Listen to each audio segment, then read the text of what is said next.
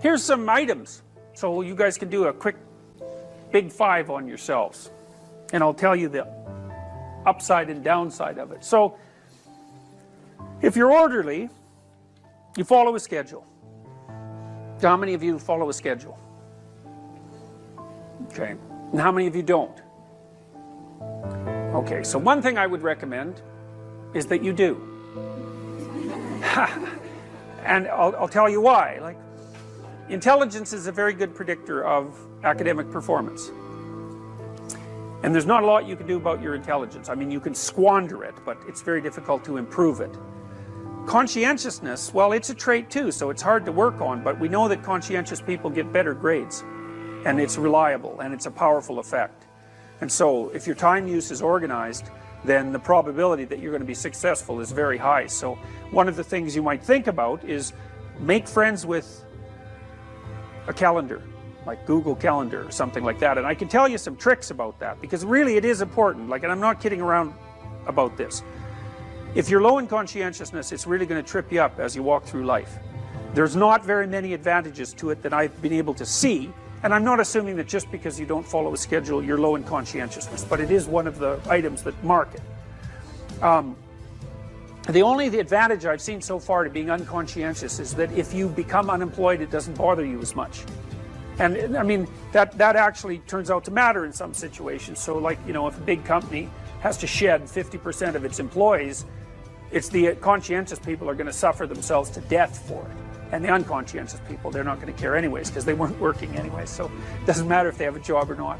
So here's one way of thinking about making use of a schedule. Often people are afraid of schedules because they think of them as a trap.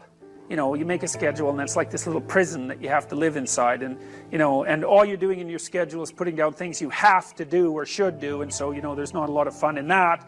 And so not only is it a trap or a prison, but it's kind of an unpleasant one. But a way to work with the schedule in a lot more sophisticated way is to think, well, I'm going to plan the next week, say, because you plan it day by day, but we'll take the week as the unit level of analysis and think, well, I'd like to plan a week I'd like to have. And then your schedule all of a sudden becomes a tool for increasing the quality of your life. And that's a whole different issue, you know, because you might think, what's the emotion that you suffer, assuming you suffer one of these emotions? If you have an essay that's due and you're not doing it, like, would you regard that as a pleasant emotion or unpleasant emotion? Okay, so do you think you can characterize the unpleasantness? Like, what kind of emotion is it? It's guilt, okay. Anything else? Frustration? Yeah, so you're sort of frustrated with yourself. Yeah, you need a slap, right? You think, I need a slap. So, okay, so guilt, anything else? Anxiety? Restlessness? So that's kind of an agitation. Yeah, it's because your body knows you should be doing something, but you know, you're not pointing it in the right direction, so it's shame? Is that reasonable? So, okay, so the reason I was asking you about that is because, you know, most of the negative emotions are associated with neuroticism, but some of them seem to be associated with conscientiousness. And the conscientious negative emotions seem to be guilt and shame, fundamentally. And so recent research, and really recent, I only got this paper like a week ago, I think it's about 4 months old, seem to indicate that conscientious people feel less guilt, but they're more guilt prone. So if they don't do something, that makes them guilty, but they organize their time so they are doing the things they're supposed to do, so then they don't feel guilty. So anyways, back to the schedule. So, all right, you think about your week and you think about your day, and you think, well, how would you improve the quality of a given day or a given week? Well, one of the ways of improving it is to not put yourself into the situation where there are things hanging over your head that you have to feel guilty and ashamed about, because that's a very unpleasant way of being. And you know, if you have an essay that's due in a week and you're procrastinating, then the fact that you have to do that essay can ruin the whole week. And even when you're doing something that's positive, hypothetically, it's kind of that horrible kind of positive that you experience when you know that you should be doing something else. And so that's when you end up watching YouTube videos about like dancing cats or something like that. You know, and it's at best it's a guilty pleasure. it's not a pleasure at all. You think like, what the hell am I doing watching videos of dancing cats, you know? But then you know that you're procrastinating, and that's low quality, very low quality existence. So if you use your schedule, you can think, okay, well, here's some times that I'm going to do this work. And then you can also sort of ask yourself about that when you're designing your schedule. Because you don't want to design a schedule like you're Adolf Hitler telling yourself what to do, you know, because you're not going to comply with it then. What you have to do if you're going to design a schedule is you have to ask yourself, all right, I'm going to set aside some time to study over the next week or to do this essay or whatever it is. How much time would I actually spend studying? An hour or two a day might be a worthwhile thing to schedule in, and I would say don't schedule in more than that to begin with, because then you'll fail and then you'll stop using the schedule. And so the other thing you want to do is you want to schedule in things that you want to do, and then you want to look at the day or the week and you want to think, hey, that's a week I'd like to have.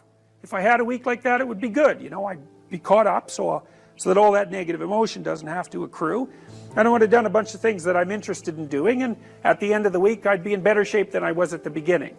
And if you treat a schedule like that, so that what you're using it is to design the days and weeks that you want to have, instead of using it as this little, you know, jail that you have to put yourself in that you're not going to do anyways, then you can learn to use them. And that's one thing you can do to make yourself more industrious, more conscientious.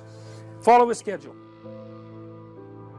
I've told people to learn to use a schedule, and people often hate schedules because they act as their own tyrants, right? They say, well, you have to do this unpleasant thing, and then here's another unpleasant thing you have to do, and then you have to do this unpleasant thing, and you do that for about 3 days, and you think, to hell with this, I'm not doing that, you know, and you fall off the wagon. That isn't what you're supposed to do with a schedule. You're supposed to use it to design the days that you would like to have if you were taking care of yourself. And so some of that is, you know, you wake up in the morning and you think, here's 5 things I have to do that if I don't do, my life will be worse. It's like paying bills, for example, or taking out the garbage. It's like you have to do those because otherwise things degenerate. So you got to put some of those in the schedule, because otherwise tomorrow is worse than today, and that's a bad trajectory. But you also want to build in things, you know, you've got to act in some sense like you're dealing with a relatively recalcitrant 9-year-old. It's like, so, well, here's some things you have to do, but here's some things that if you do, you could reward yourself with. And if you get the balance there between obligation and reward right, then you'll find that you're motivated to do the things. And that's what you want to do. You want to do that so it's sustainable across days and weeks and months. And so you got to treat yourself like a good boss would treat a valued employee, and not like a tyrant would treat a slave, because the slave will rebel. And, you know, people say, well, I don't follow through on my plans. It's like, well, A, they're probably not very well formulated, and maybe you're doing them because of an external moral obligation or something. They're not really your plans, right? And B, you're acting like a tyrant and a slave, and that's a bad relationship to have with yourself. Treat other people as you would like to be treated. It works both ways. You also treat yourself like you treat other people properly. So that's a necessary thing, and often people don't do that. But the scheduling is really important.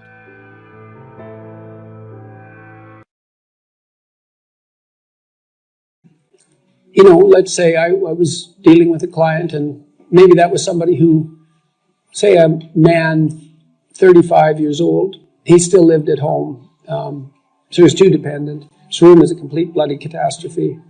And, you know, he's living like a bratty 13-year-old, and that gets pretty ugly by the time you're 35. You know, and he knew it, and I'm sure his mother knew it, although obviously she put up with it, which was probably her mistake, at least in part. But maybe we decide, well, you know, let's start by cleaning your room. And so as a cognitive behavioral psychologist, you engage in a process called collaborative empiricism. And that's partly to solve the problem that you described. Is, well, how do we know we set the right goal? Well, we'd say, well, go try it. And just watch yourself like you don't know who you are, and come back next week and we'll see how you did. And maybe, I remember this one client, he came back and he said, you know, I went and got the vacuum cleaner from the closet, which is something I really never done. And I put that vacuum cleaner in the doorway of my bedroom, crossways, so it blocked the doorway. And then I just walked over it for a whole week. And look, he was completely nonplussed at his own intransigence. And look what he did, eh? He was so resentful and so angry that he, instead of vacuuming his damn bedroom like he planned, he just stuck the vacuum in his own way and then martyred himself over it every day for a week. It's like, okay then, we're starting to get somewhere with the whole you living at home thing here. And so, well, that was too high a goal for him. And you say, well, how do you know that? It's like, well, he didn't do it, did he? So then what you do practically is you say, well, how about you bring that vacuum cleaner into your room this week, and that's your whole assignment. And just watch what happens when you bring it in. Watch the fantasies that flicker in the back of your mind as you live out your resentment at your therapist, daring to make you bring that vacuum across the threshold of your bedroom. And so if people catch those fantasies, whew, that's quite the bloody night and quite the revelation to themselves, I can tell you, because you have to be one angry person to put a vacuum cleaner in your doorway and walk over it every day for a week. And so then we get somewhere. It's like, okay, now we're getting to the bottom of things, but maybe the next week he'd come back, well, with the fantasies at hand and rather shocked as a consequence, but the vacuum cleaner was then in his room. And so he broke the threshold there, and then maybe all he could do was sort out a drawer or half a drawer, something like that. So what you do is, you pick a target that you think is probably reasonable, and you can negotiate that with yourself.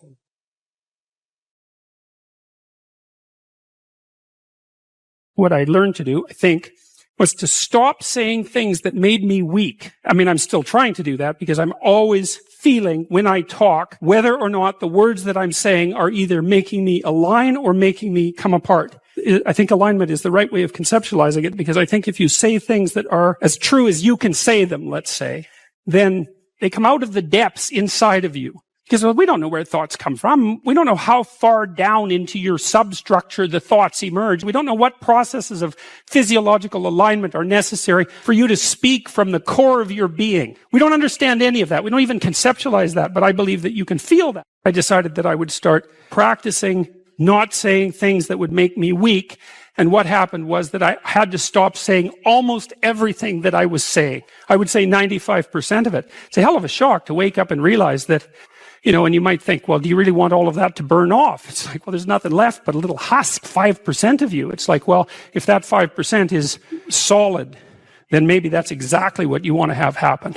The issue is there are times in your life where you know that the thing that you're saying is not true. It's a deception. It's a lie of some sort, and you're using it to manipulate yourself or another person or the world. And you're also fully possessed of the idea that you can get away with it. Most people have problems in living. They don't have psychological problems. Very frequently what I'm doing as a therapist is helping people have a life that would work. And you can parameterize that. It's like, what do you need? How about some friends? That people kind of like that. How about an intimate relationship with someone that you can trust, that maybe has a future? That'd be good. How about a career that puts you in a dominance hierarchy somewhere, so at least you've got some possibility of rising, some possibility of stabilizing yourself, and a schedule and a routine, because no one can live without a routine. You just forget that. If you guys don't have a routine, I would recommend, you get one going, because you cannot be mentally healthy without a routine. You need to pick a time to get up. Whatever time you want, but pick one and stick to it, because otherwise you dysregulate your circadian rhythms and they regulate your mood. A schedule, that's a good thing, man. Your brain will thank you for it. It will stabilize your nervous system. With a bit of a plan, that's a good thing. Strategizing.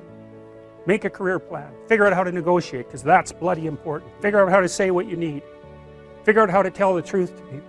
Figure out how to listen to your partner in particular, because if you listen to them, they will actually tell you what they want, and sometimes you can give it to them and maybe they'll return the favor. And if you practice that for 15 years, well, then maybe you're constantly giving each other what you want. Well, hooray, that would be good. People say this courage, they talk to me about my courage fairly frequently, and that's not right exactly. I just learned to be afraid of the right thing. And I really mean that. I mean, I saw in endless repetition in my clinical practice and in my own private life, when my eyes were open, the consequences of not saying what was true. It's like whatever hell you might fall into by opening your mouth when you have something to say that isn't popular, it's nothing like the hell that you're going to envelop yourself in if you lose control of your own tongue and mind. And like I said, in my clinical practice, I never saw anyone get away with anything even once. And so all you have in a situation like that is what is the truth. Now, of course, you only have your approximations to the truth, but that's better than nothing. And so you need to be afraid of the right thing, and you should be afraid of contaminating your soul with deceit.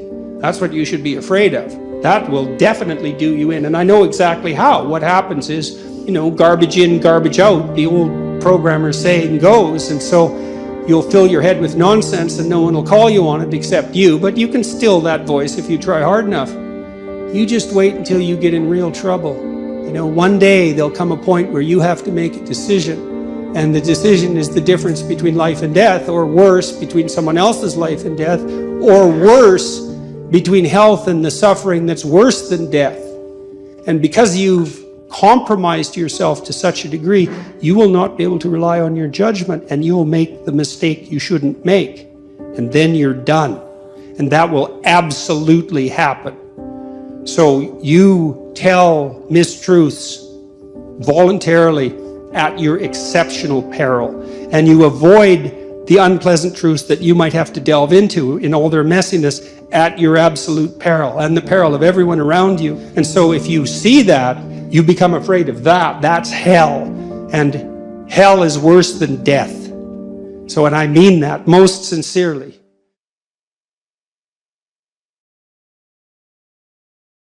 Just exactly what are your motives?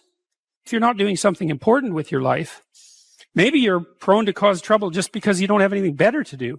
Because at least trouble is more interesting than boring. And so if you're not doing something, if you're not pushing yourself to the limits of your capacity, then you have plenty of leftover willpower, energy, and resources to devote causing interesting trouble. There are so many things that need doing that all you really have to do is open your eyes and look at them and then decide that you're actually going to do something about them. And you might think, well, what's within my scope of influence is so trivial that it's not worth doing. It's like, it won't stay trivial for long if you do it.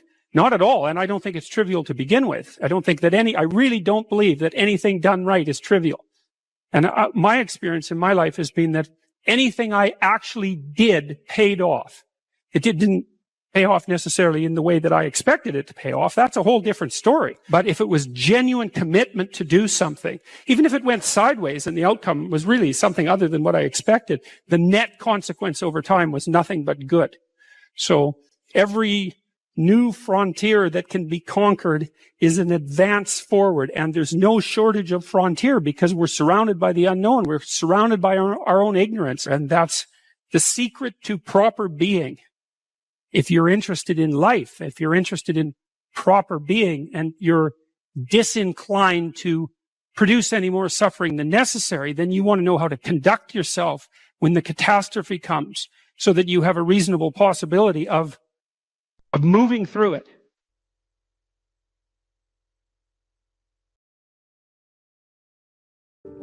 People say this courage, they talk to me about my courage fairly frequently, and that's not right exactly. I just learned to be afraid of the right thing. And I really mean that. I mean, I saw in endless repetition in my clinical practice and in my own private life, when my eyes were open, the consequences of not saying what was true. It's like whatever hell you might fall into by opening your mouth when you have something to say that isn't popular, it's nothing like the hell that you're going to envelop yourself in if you lose control of your own tongue and mind. And like I said, in my clinical practice, I never saw anyone get away with anything even once. And so all you have in a situation like that is what is the truth. Now, of course, you only have your approximations to the truth, but that's better than nothing. And so you need to be afraid of the right thing, and you should be afraid of contaminating your soul with deceit. That's what you should be afraid of. that will definitely do you in. And I know exactly how. What happens is, garbage in, garbage out, the old programmer saying goes. And so you'll fill your head with nonsense and no one will call you on it except you. But you can still that voice if you try hard enough. You just wait until you get in real trouble. One day there'll come a point where you have to make a decision. And the decision is the difference between life and death, or worse, between someone else's life and death, or worse, between health and the suffering that's worse than death. And because you've compromised yourself to such a degree, you will not be able to rely on your judgment, and you will make the mistake you shouldn't make. And then you're done. And that will absolutely happen. So you tell mistruths voluntarily at your exceptional peril, and you avoid the unpleasant truths that you might have to delve into in all their messiness at your absolute peril and the peril of everyone around you. And so if you see that, you become afraid of that. That's hell. And hell is worse than death. So, and I mean that most sincerely.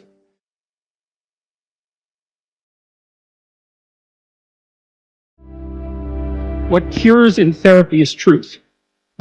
That's the curative. Now, there's exposure to the things you're afraid of and avoiding as well, but I would say that's a form of enacted truth, because if you know there's something you should do by your own set of rules, and you're avoiding it, then you're enacting a lie. You're not telling one, but you're acting one out. It's the same damn thing. So if I can get you to face what it is that you're confronting that you know you shouldn't be avoiding, then what's happening is that we're both partaking in the process of attempting you to act out your deepest truth. And what happens is that improves people's lives. And it improves them radically. And the clinical evidence for that is overwhelming. We know that if you expose people to the things they're afraid of, but that they're avoiding, they get better. And you have to do it carefully and cautiously and with their own participation and all of that. But of all the things that clinicians have established that's credible, that's number one. And that's nested inside this deeper realization that the clinical experience is redemptive, let's say, because it's designed to address suffering, insofar as the people who are engaged in the process are both telling each other the truth. It doesn't matter what your personal circumstances are. There's always something that isn't right near you, isn't correct, isn't laid out properly, that you could just fix if you wanted to. There's no shortage of opportunities to do that. You can do that in your own mind. You can do that in your own room. You can do that in your own household, in your local community. And maybe if you get good at doing it at all those levels, then you can start to look beyond that. If you adopt an attitude that the role that you should play is to make things better wherever you are, however you can, that what would actually happen would be that things would get better wherever you are. The world shifts itself around your aim. Because you're a creature that has an aim. You have to have an aim in order to do something. You're an aiming creature. You look at a point and you move towards it. It's built right into you. So that sets up the world around you. It organizes all of your perceptions. It organizes what you see and you don't see. It organizes your emotions and your motivations. So you organize yourself around that aim. And then what happens is the day manifests itself as a set of challenges and problems. And if you solve them properly, then you stay on the pathway towards that aim. And you can concentrate on the day. And so that way you get to have your cake and eat it too, because you can point into the distance, the far distance, and you can live in the day. And it seems to me that makes every moment of the day supercharged with meaning, because if everything that you're doing every day is related to the highest possible aim that you can conceptualize, well, that's the very definition of the meaning that would sustain you in your life. An uphill trajectory is actually even better than being somewhere good, as far as I'm concerned, because one of the things that really makes your life meaningful is the clear realization that you're headed somewhere better than you are now.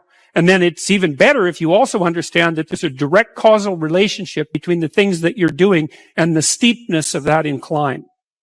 There's two modes of being in the world, right? There's one where you adopt the responsibility for living properly, for being properly, and you make the sacrifices necessary for doing that, and then everything will flourish properly. And the other one is a pathway of resentment and bitterness and rejection and genocide. If you make your life 0.1% better a week, man, in 2 or 3 years, you're in such a better place than you were that it isn't even like the same domain. And if you keep that up for 10 years or 20 years, especially if you're young and you start early, you start to straighten yourself out and fix the things that you can fix. You can transform your lives in ways that are completely unimaginable. And God only knows what the upper limit of that is in terms of human possibility. What you're actually made of, what you're made of is what you encounter when you voluntarily encounter the unknown. And so the more you voluntarily encounter the unknown, the more you get made of. And the more you get made of, the more there is to you. And then the more you're good at encountering the unknown and restructuring order and calling forth proper order out of the potential of being. And God, you got to think, why wouldn't you do that since you can do that? The fact that you're fragile is actually a precondition for your heroism, because if you weren't fragile, then there'd be nothing heroic about doing something difficult, right? Because if you couldn't be hurt or damaged or defeated or end up in failure, then where's the moral courage in the endeavor? It has to be that the fragility is built into the courage. People denigrate the opportunities that are right in front of them. And there's no reason to do that, because what's right in front of you is the majesty of being. That's what's right in front of you. It's inexhaustibly complex and full of potential. And there's no reason to assume that wherever you happen to be isn't as good a starting place as anywhere else. Well, I know some people have terrible, terrible lives. They're in situations that are absolutely unbearable. But I also do know that even situations like that can be made a hell of a lot worse by the worst kind of attitude. That's for sure. I started doing what I'm doing back in, say, probably 1985, because I realized that one of the pathways to totalitarian catastrophe was deceit at the individual level. This is something that Solzhenitsyn made very much of, Orwell as well, Huxley as well. These great thinkers concluded in the aftermath of these totalitarian catastrophes that there was an integral link between pathology at the individual level, which was fundamentally the willingness to use deceit in an instrumental manner. I'll lie to you to get what I want, and authoritarian catastrophe, and that it was a direct causal link. And I actually buy that argument. I think that's literally true. And so partly what I'm doing, I hope, is helping people walk through thinking about why telling the truth is a good idea. Not only for them, not as a top-down, shake your finger moral injunction, don't lie, you shouldn't lie, but in a detailed manner to explain the relationship between the instrumental use of deceit and the collapse of civilizations. And that connection is way closer than people think. So one person influences 1,000 people, for sure, in their lifetime, and sometimes a lot more than that, and 1,000, the next rung out from that, 1,000 times 1,000 is 1,000,000, and the next rung out from that is 1,000,000,000. And so you're always at the center of a concentric circle that 2 rungs out contains 1,000,000,000 people. Well, it turns out that what you do matters. And basically what I'm doing, I hope, is touring and talking to people face to face in these lectures, for example, and making the case that it's a terrifying case. Everyone says, well, we want meaning in our life. Do you now? Do you now? Because you might ask yourself, what's the more threatening possibility? That nothing you do matters, which means you can pretty much do whatever you want. That's the upside of that nihilistic claim, no responsibility, right? And why not pursue narrow-focused hedonism, since nothing matters anyways? So that's the shadow of nihilism. Or everything you do matters. And it's a lot more terrifying to contemplate that you will be held accountable for everything you do. And I believe that firmly, partly as a consequence of my clinical experience. I never saw any one of my clinical clients ever get away with anything, even once. And you think, well, people get away with things all the time. It's like, no, they don't. They might gain a narrow advantage in one dimension in the short term. But, let's say that you use deceit in your business practices. First of all, that doesn't work very well because people will figure you out. So as a long-term strategy, it's terrible. It just doesn't work. No one is going to play with you if you're a cheat. But let's say that Like it's already made of. Someone asked me the other day, well, what about these dictators that ruled their whole life, and they were at the top of the hierarchy, let's say, and they had all the power. Stalin's a perfectly good example. It's like, didn't he win? Well, everyone Stalin ever talked to lied to him because they were absolutely bloody terrified of him. His country was a nightmare.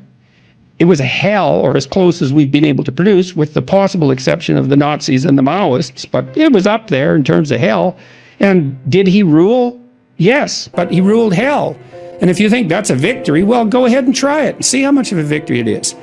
Milton Satan said, I'd rather rule in hell than serve in heaven. It's like, fair enough, go ahead. Use deceit, use instrumentality, rule in hell. You'll be the ruler. See how much good it does you. See where that takes you. It takes you somewhere terrible.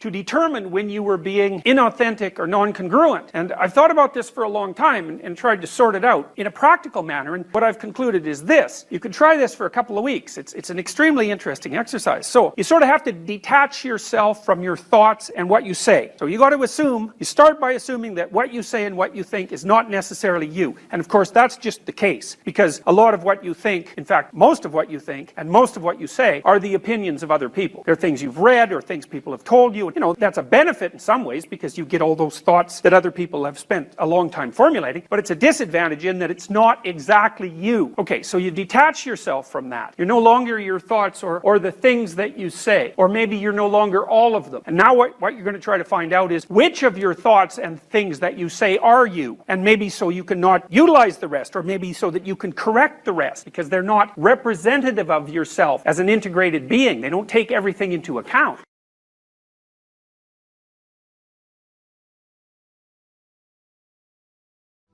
You say you are morally obligated to do remarkable things. Why?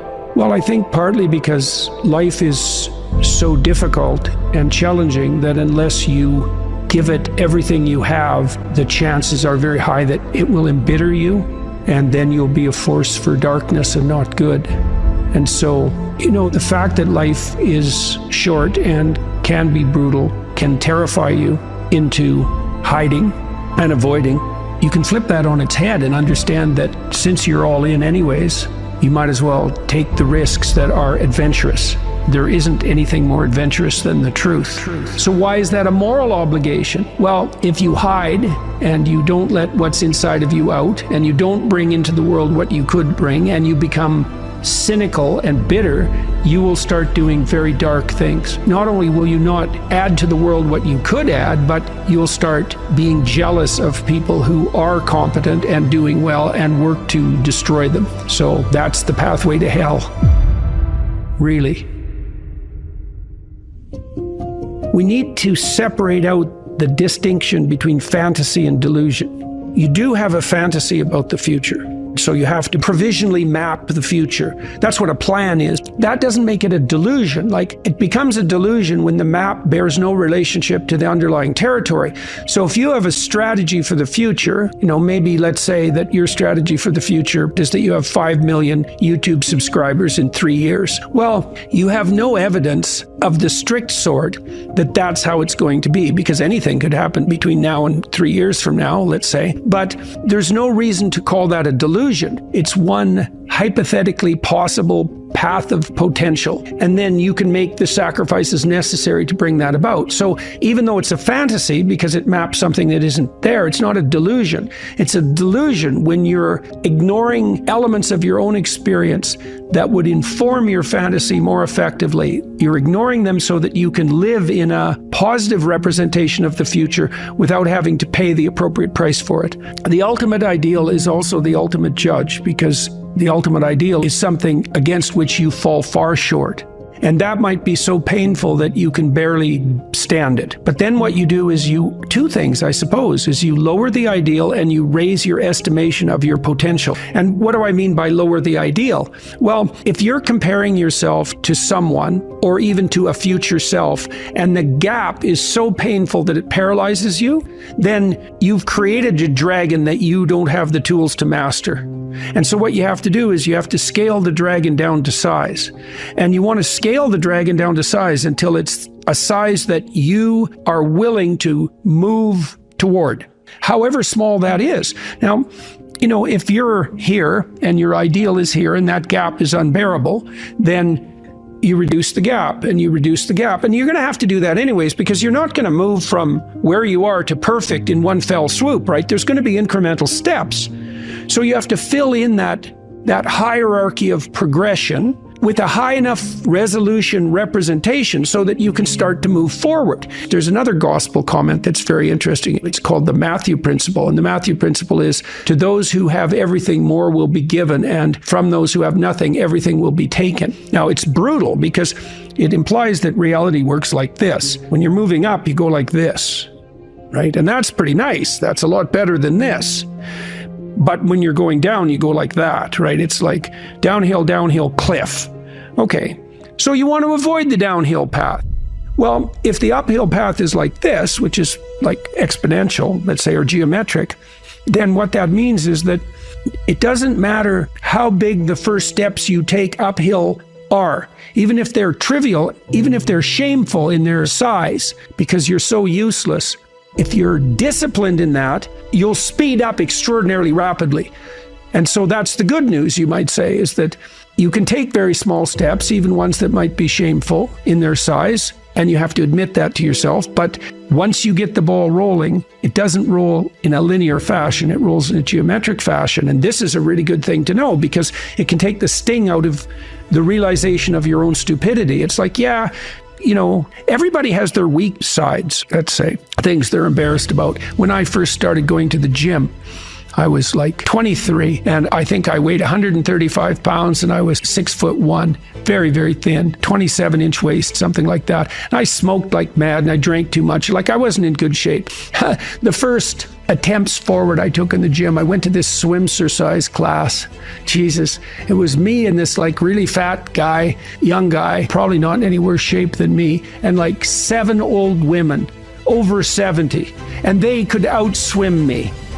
Like, it was pretty damn humiliating. And so I did a semester of that and got myself in somewhat better shape. And then I started to go to the gym to work out, to lift weights. And that was also rough because, I'd be underneath the bloody bench press trying to lift 75 pounds off the rests. And, some muscle-headed bastard would come over and tell me how to do it. And it's like, yeah, thank you. But it's embarrassing, and lots of times people won't do things like go to the gym because they're so embarrassed about how they look or what sort of shape they're in. And it's a pain to start at the bottom, but you start at the bottom where you're weak. And if you want to rectify what's weak, you have to accept the fact that you're at the bottom and that the first steps are going to be painful. It took me about 3 years, but I stopped smoking, and then I stopped drinking, and I gained 40 pounds of muscle in like 3.5 years, something like that. I basically had to stop doing that because I had to eat like 6 times a day. It was crazy. But I got a lot more physically confident and a lot more coordinated. But the point of all this is, if you're going to rectify your weaknesses, you have to admit your insufficiency to your own shame. Now, if the gap between you and your ideal is so great that it paralyzes you, you shrink that. Things will beckon to you and call to you, and you'll have intuitions about which pathway to take. And you will, in all likelihood, follow those, because what else do you have? You have these orienting instincts. This is another reason why you don't lie. Because if you lie and you practice lying, you pathologize your instincts.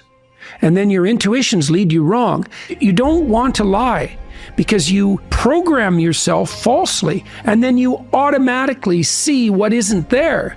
And then, of course, the world will slap you in the face continually, and you'll think, oh my God, the world's such a pathological place. When the truth of the matter is that, no, you just keep running into things that you refuse to see. And then you think, well, the world's made of nothing but obstacles. It's like, well, you put the obstacles in your own path, and you did that by developing these complex, self-serving delusions, a story that you tell other people about who you are that isn't true. You're trying to lay out a map that bears no relationship to reality, and you keep wondering why you wander off the path and into a pit. It's like, well, how could it be otherwise? People have commented to me many times about my bravery, and I don't like that. It's not right. I'm afraid of different things. than the typical person. Maybe that's a good way of thinking about it. I'm way more afraid of the consequences of saying something that's false or wandering off the appropriate path than I am of whatever consequences might come for saying what I believe and doing what I believe to be the case. I'm way more afraid of that. You know, I've been reading the Gospel of St. Matthew. I'm writing a book at the moment called We Who Wrestle with God, and one of the things Christ says to people continually is to not damage their vision, is to not put, that's the best way of putting it, don't occlude your eye. You can see what's in front of you if you're willing to see it. And if you're willing to see it, many of the terrible obstacles in life you can just walk around. But if you blind yourself purposefully to follow your own narrow, self-serving delusion, you're going to run into terrible things and terrible people and the terrible part of your own soul all the time. That's what you should be afraid of. You can't be isolated, alone, without responsibility and pursuing your hedonistic nonsense and not be insane and miserable. Those are all the same thing, right? And so, you know, it's got to the point, I've said things that have made me somewhat unpopular, like it's very difficult for people to mature until they have a child. You find a huge part of what you are in that relationship. It makes you responsible, makes you grow up. It gives you the opportunity to mentor someone. You have someone around who's more important than you. Well, that's part of being mentally healthy. It's a huge part of it. This enterprise that I've helped put together, Alliance for Responsible Citizenship, we're trying to put forward a model of governance. It's called a subsidiary model, and the idea is that people have multiple social roles that scale. No, there's you should take care of yourself, integrate yourself, which means you can conduct yourself properly across the medium to long run. You're self-sustaining. Then you can maybe extend that to your partner, and then to your family, and then to your local community, and then to broader communities as you become more and more competent and able to take on that responsibility. That's the alternative to isolated hedonic slavery. You slave to your own whims. And it's the alternative to tyranny, because if you take on all that responsibility, you don't have any need for someone to govern you. It's truly the case that your sanity is the concordance between you as an individual and the world. That's the sanity. You're distributed out into the world, and you should be, and you want to be. That's where the adventure is. You want to be solipsistic? The solipsistic porn masturbator. Jesus, it's no wonder you be aimless and miserable. Well, God, it's so pathetic. Why am I so unhappy? It's because you think about yourself. Oh, no, you think about the lowest impulses in yourself all the time. That's why you're miserable. People exist in a sacrificial relationship to the world. What does that mean? It seems to mean something like human beings are aware of their extended self. You know you're going to be around tomorrow and next week and next month and next year and 5 years from now and 10 years from now. Now it's less certain as you go out, but you do have the sense of yourself as something that stretches across the decades. Okay, and so what that means is that you have to conduct yourself in a manner that isn't merely immediate. You have to conduct yourself in a manner that will work across time. Now, how do people do that? They work. Work is a sacrificial gesture. So you work, by definition, virtually. Work is the sacrifice of the present for the future. I mean, maybe someone can come up with a better definition of work than that, but I don't think so. It's like you put in time and effort right now, even if it's something not what you'd like to be doing at the moment. You put in time and effort because you believe. What the hell does that mean? You believe it'll pay off. Well, is that a contract with the future? Is it a covenant? Because the relationship that the biblical corpus characterizes human striving is covenantal. It's a bargain. The bargain is you make the right sacrifices and they pay off. That's the bargain. Now, you might say, well, that's just part of the social contract, but the biblical corpus insists that it's deeper than that. It's built into the structure of reality itself. And that if you got the sacrifices right, the future would be paradisal. That's a kind of sacrifice right there, is that you're willing to sacrifice your short-term physiological and psychological comfort for a medium to long-term benefit. It's the essence of sacrifice. This is something the atheists don't understand about the biblical narrative, is that the narrative insists that we live in a sacrificial relationship. It's the essence of humanity to live in a sacrificial relationship. It's like, well, is that true or not? Well, as you mature, your relationships are more sacrificial. It's less about what you, in your narrow sense, want right now, and it's more about what's good over the medium to long run, including other people. Well, that's a sacrificial relationship. Now, the covenant, and this is a matter of faith. It's the matter of the deepest faith. Are you willing to act out the proposition that the way to make the world reveal its will suffice? There's technically two different forms of reward. There's consumatory reward. That's what an orgasm is. It's consumatory reward. It brings the behavioral and perceptual sequence to a halt. It ends it, right? At the climax, it ends it. But then it's over. That journey is over, right? Then there's the dopaminergic reward, and dopaminergic reward is evidence of advancement towards a goal, right? Okay, so there's a corollary to that. Well, how do you become optimally engaged? Because dopamine facilitates engagement and focus, which is why drugs like amphetamines can be used for kids who are attention deficit disordered. You tap up the dopamine response, they lock on, right? Okay, so they're locking on to a goal-directed pursuit. The problem with amphetamines is that they can lock you on so hard you can't get out of the frame. So like kids on amphetamines will obsess, for example, about cleaning up their closet. They can't switch to the next activity. Okay, dopaminergic reward is reward that's accrued in relationship to a goal. Okay, so what's an implication of that? Well, pursue the highest possible goal. Well, why? Because the kick from advancement is higher. Now, you have to balance that. It can't be, you have to advance, right? Because imagine the reward's got two components. Number one is you're moving towards something valuable. Okay, so you want it to be as valuable as possible. Okay, but you have to be moving. You need something extremely valuable that you can move towards. Okay, so part of the reason that you establish a relationship with God, let's say, is because that's what sets the upper bound to your vision. It's like, I want things to be the best they could be. That's a vision of paradise.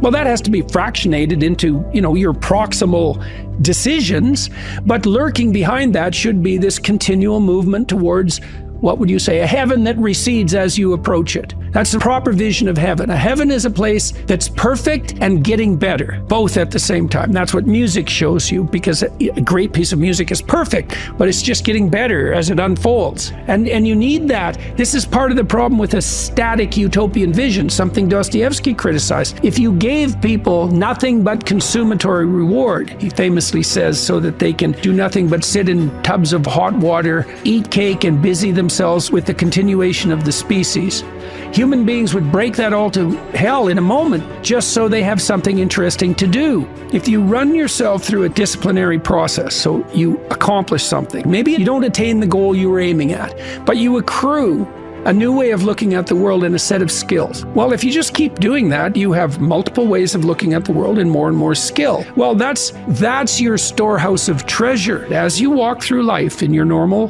mode, things will call to you. And if you pursue them, they will take you deep. It doesn't really matter what it is that call. What matters is that you pursue it, and you pursue it to the depths. And as you pursue it to the depths, you will become transformed. And if you do that without reservation, that will turn you into the person who frees the slaves and opposes the tyrants. And that is how it works. That's the call.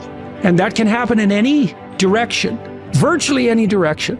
You just have to pursue it with sufficient faith.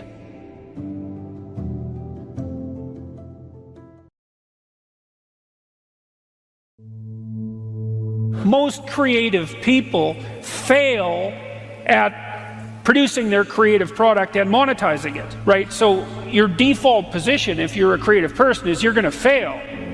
And that's because it's hard to come up with something new, and it's hard to present it to the market at the right time, and it's hard to market it. Like, those things are really, really difficult. And so what successful entrepreneurs do is they just keep doing it over and over and over and over and over and over and over. And eventually, if they're fortunate, one of their ideas happens to hit the right place at the right time.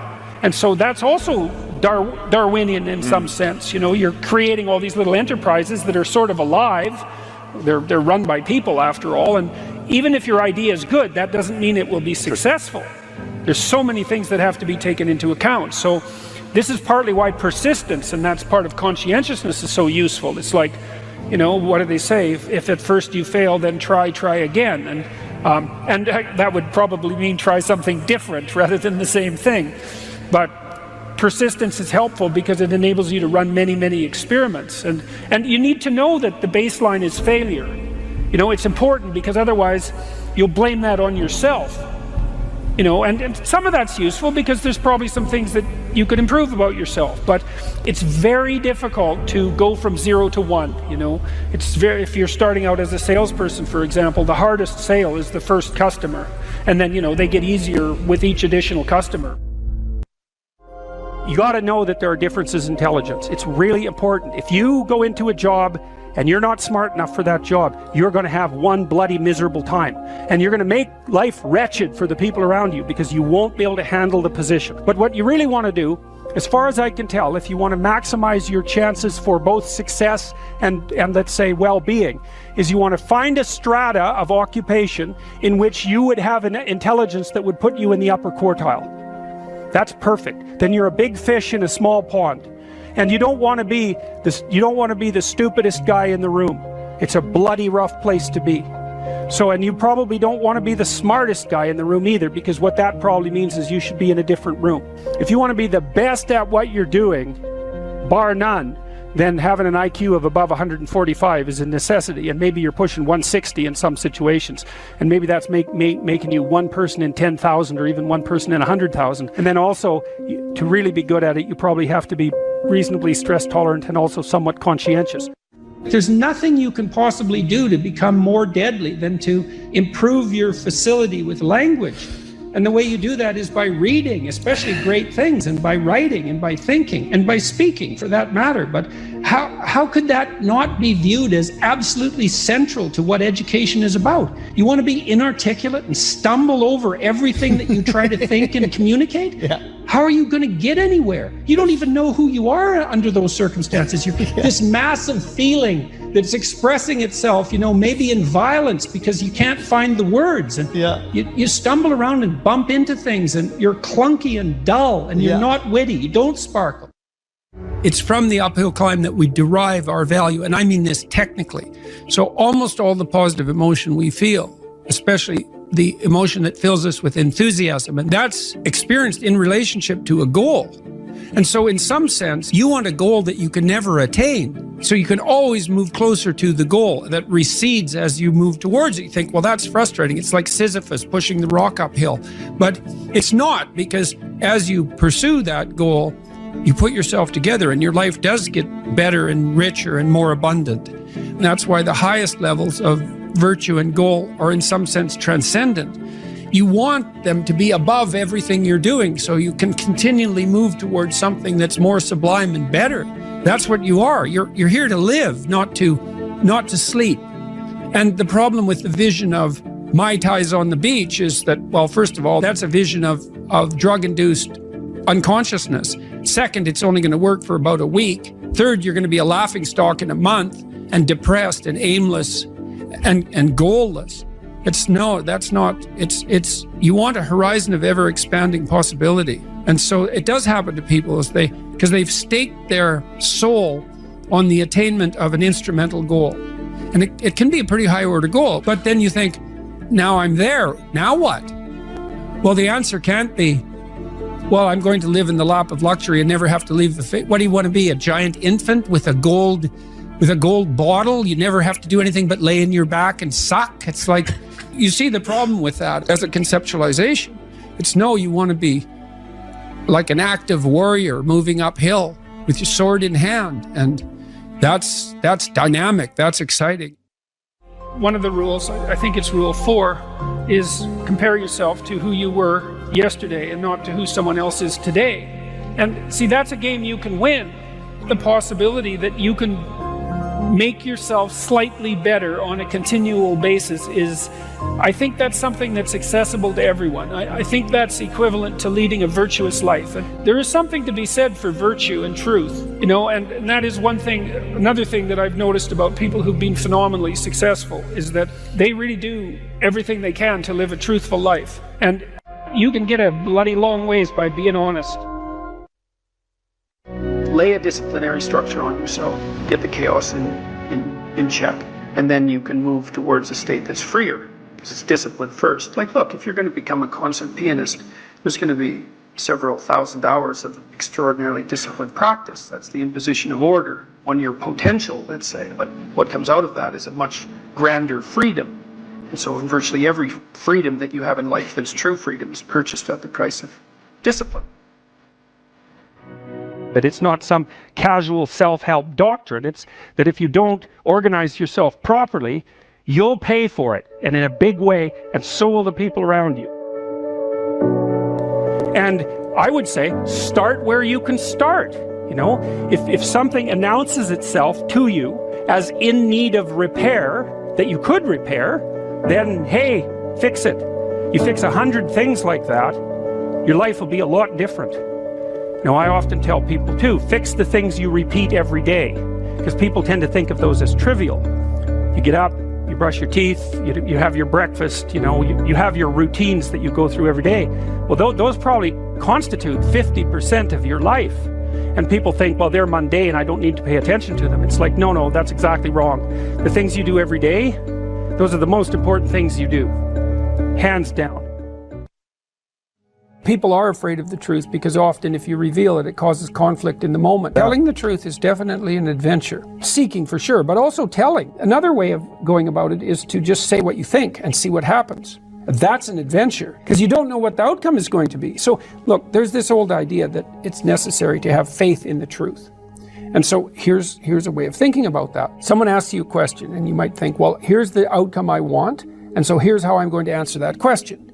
So that's one way of approaching it. But another way of approaching it is, you ask me a question, I'm going to think about the answer, and I'm just going to tell you what I think. And it doesn't matter what the outcome is, because I'm willing to see what the outcome will be, predicated on the idea that there isn't a better outcome than the one that truth produces. Even if it's harsh and terrible in the short term, and sometimes it is, it's like there isn't a better way of doing it. Now, you might say, well, how do you know that? And the answer is, well, I don't know that. That's why it's an article of faith, because I believe, and I believe this deeply, the being that you produce as a consequence of telling the truth is good, by definition, even though it's harsh and often uncomfortable, because you get in trouble. One of the things that I've really learned recently, or learned to articulate better, is that there's a very tight relationship between aspiration and responsibility. The first question might be, do you need to aspire to something? And the answer is, well, yes, because you have to do something. If you just sit there, you'll die. You can't just sit there. You have to go act out in the world. Okay, so act towards what? Well, that's whatever your aspiration is. You have to have an aim. Okay, well, what should the aim be? Well, it should be something worth doing, let's say. Why do something that you don't feel is worth doing? What do you think's worth doing? Well, if you watch other people and you judge when they're doing something worthwhile, you usually judge them positively if you see that they're taking responsibility, at least for themselves. What, do you want to be completely useless so other people have to take care of you? That's pretty pathetic. And maybe you could get your act together so you're taking care of yourself and your family. And maybe you could even do better than that and take care of yourself and your family and your community. Well, good for you. That's responsibility, and that's an aim. Well, here's one of the things that's cool about that, is that your life doesn't have meaning without aspiration or an aim. Okay, so you need a hierarchy of values. There's got to be something at the top. It's got to be something important. If you don't have that, your life doesn't have any meaning. So if you criticize the hierarchy, or even the idea of hierarchy, you destroy the idea of aspiration. And then people have nothing. Well, that's not helpful. People are built for a struggle, and they're built for a weight, and you want to take on a heavy burden voluntarily. See if you can put yourself together. See what you can do out in the world while you're waiting to die. It's an all-in game. It better be worthwhile.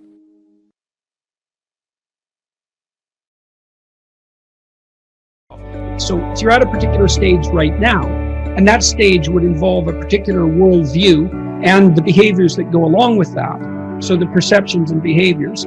But it's not enough, because you haven't mastered the whole world and you're making mistakes all the time. And then there's other neurological mechanisms that, so maybe that's a more left hemisphere phenomenon, the instantiation of that identity.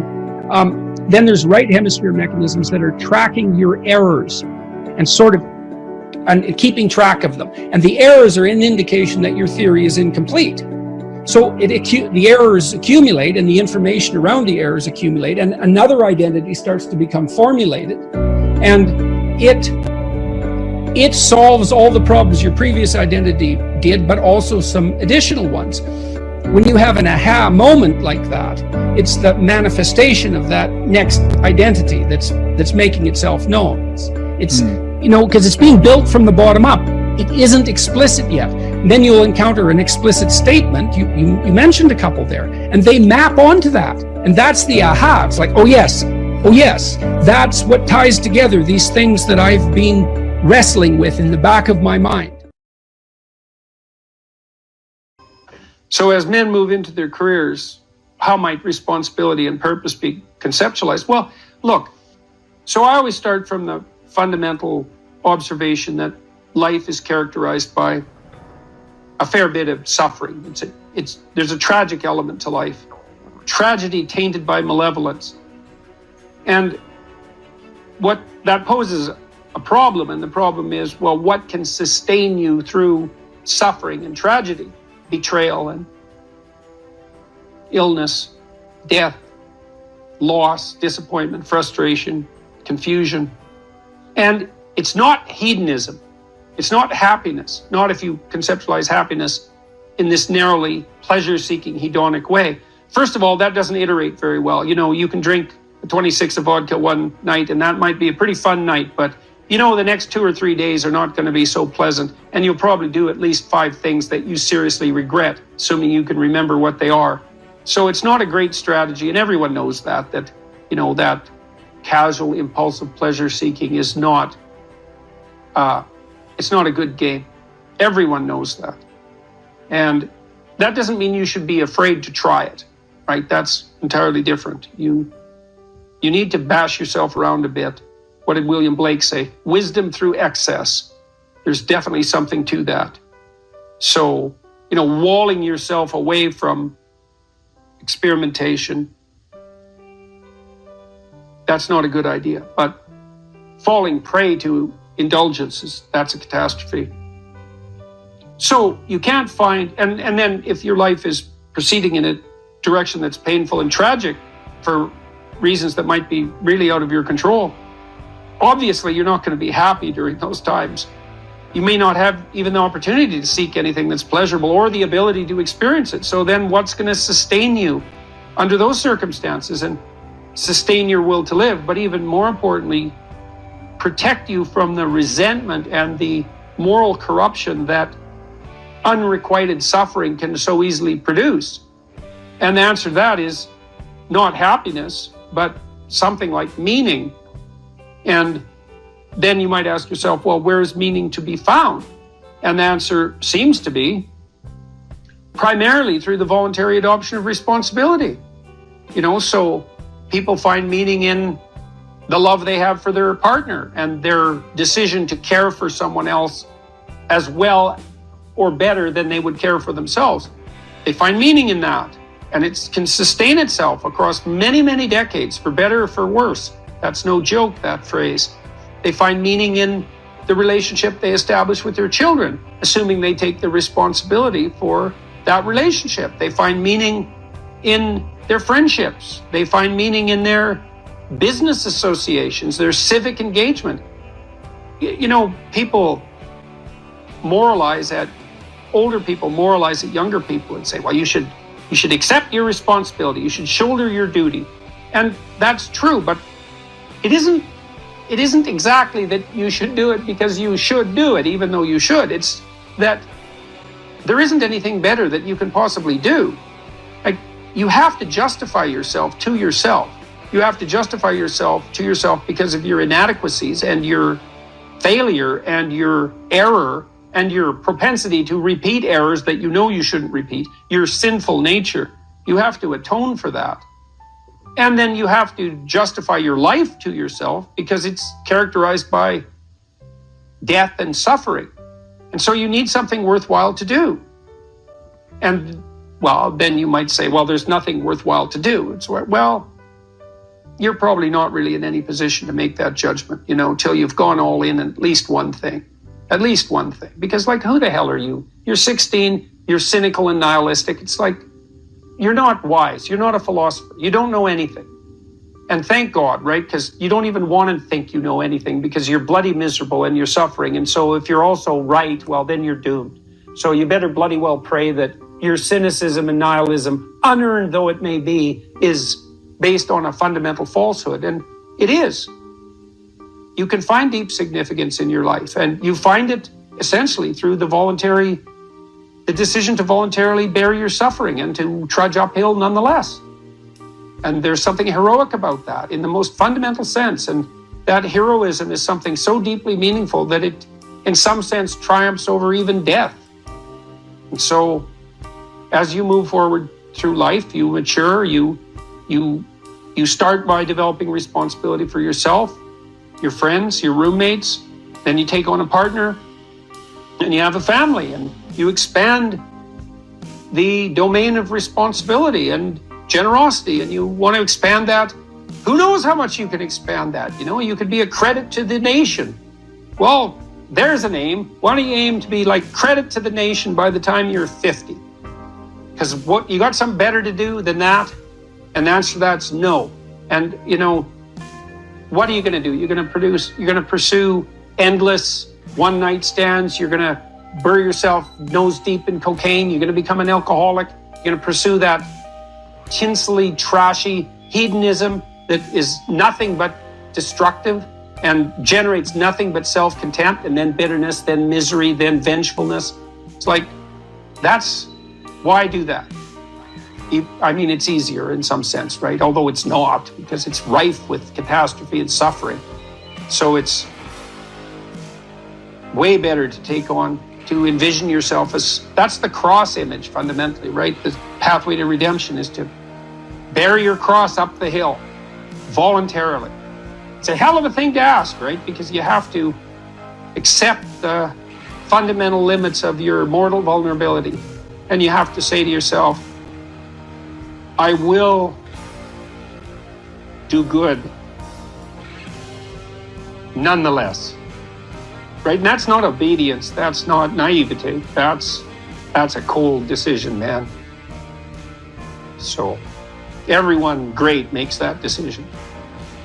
So make that decision, because maybe you're great. Imagine someone that you treat well, that you love. Then try to treat yourself that way. You got to detach from yourself a bit. You got to think, okay, well, I'm a person among other people, and I deserve at least as much respect as a person among other people, and I should be trying to help myself across time. And instead of being self-contemptuous and self-destructive, I need to take care of myself as if I'm potentially valuable, and to lay out my life that way. And so that's what that chapter is about. And it's hard for people, they don't take care of themselves as well as they should. And I don't mean, take care of yourself. That isn't what I mean. It's like, it's not a moralistic attack. It's an encouragement to give yourself a bit of the benefit of the doubt. Take care of your room, take care of your things, have some respect for yourself. It's like there is a lot of potential within you, and there's many things that you can do, and you're necessary more than you think to the unfolding of things. If you make a bunch of bad decisions, things get worse, not just for you, things get worse. And so it matters what you do. And so part of what you do is you want to treat yourself as if what you do matters. And so you want to have some respect for yourself.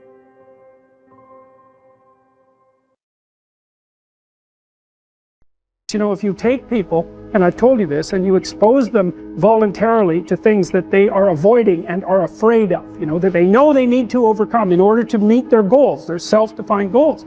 If you can teach people to stand up in the face of the things they're afraid of, they get stronger.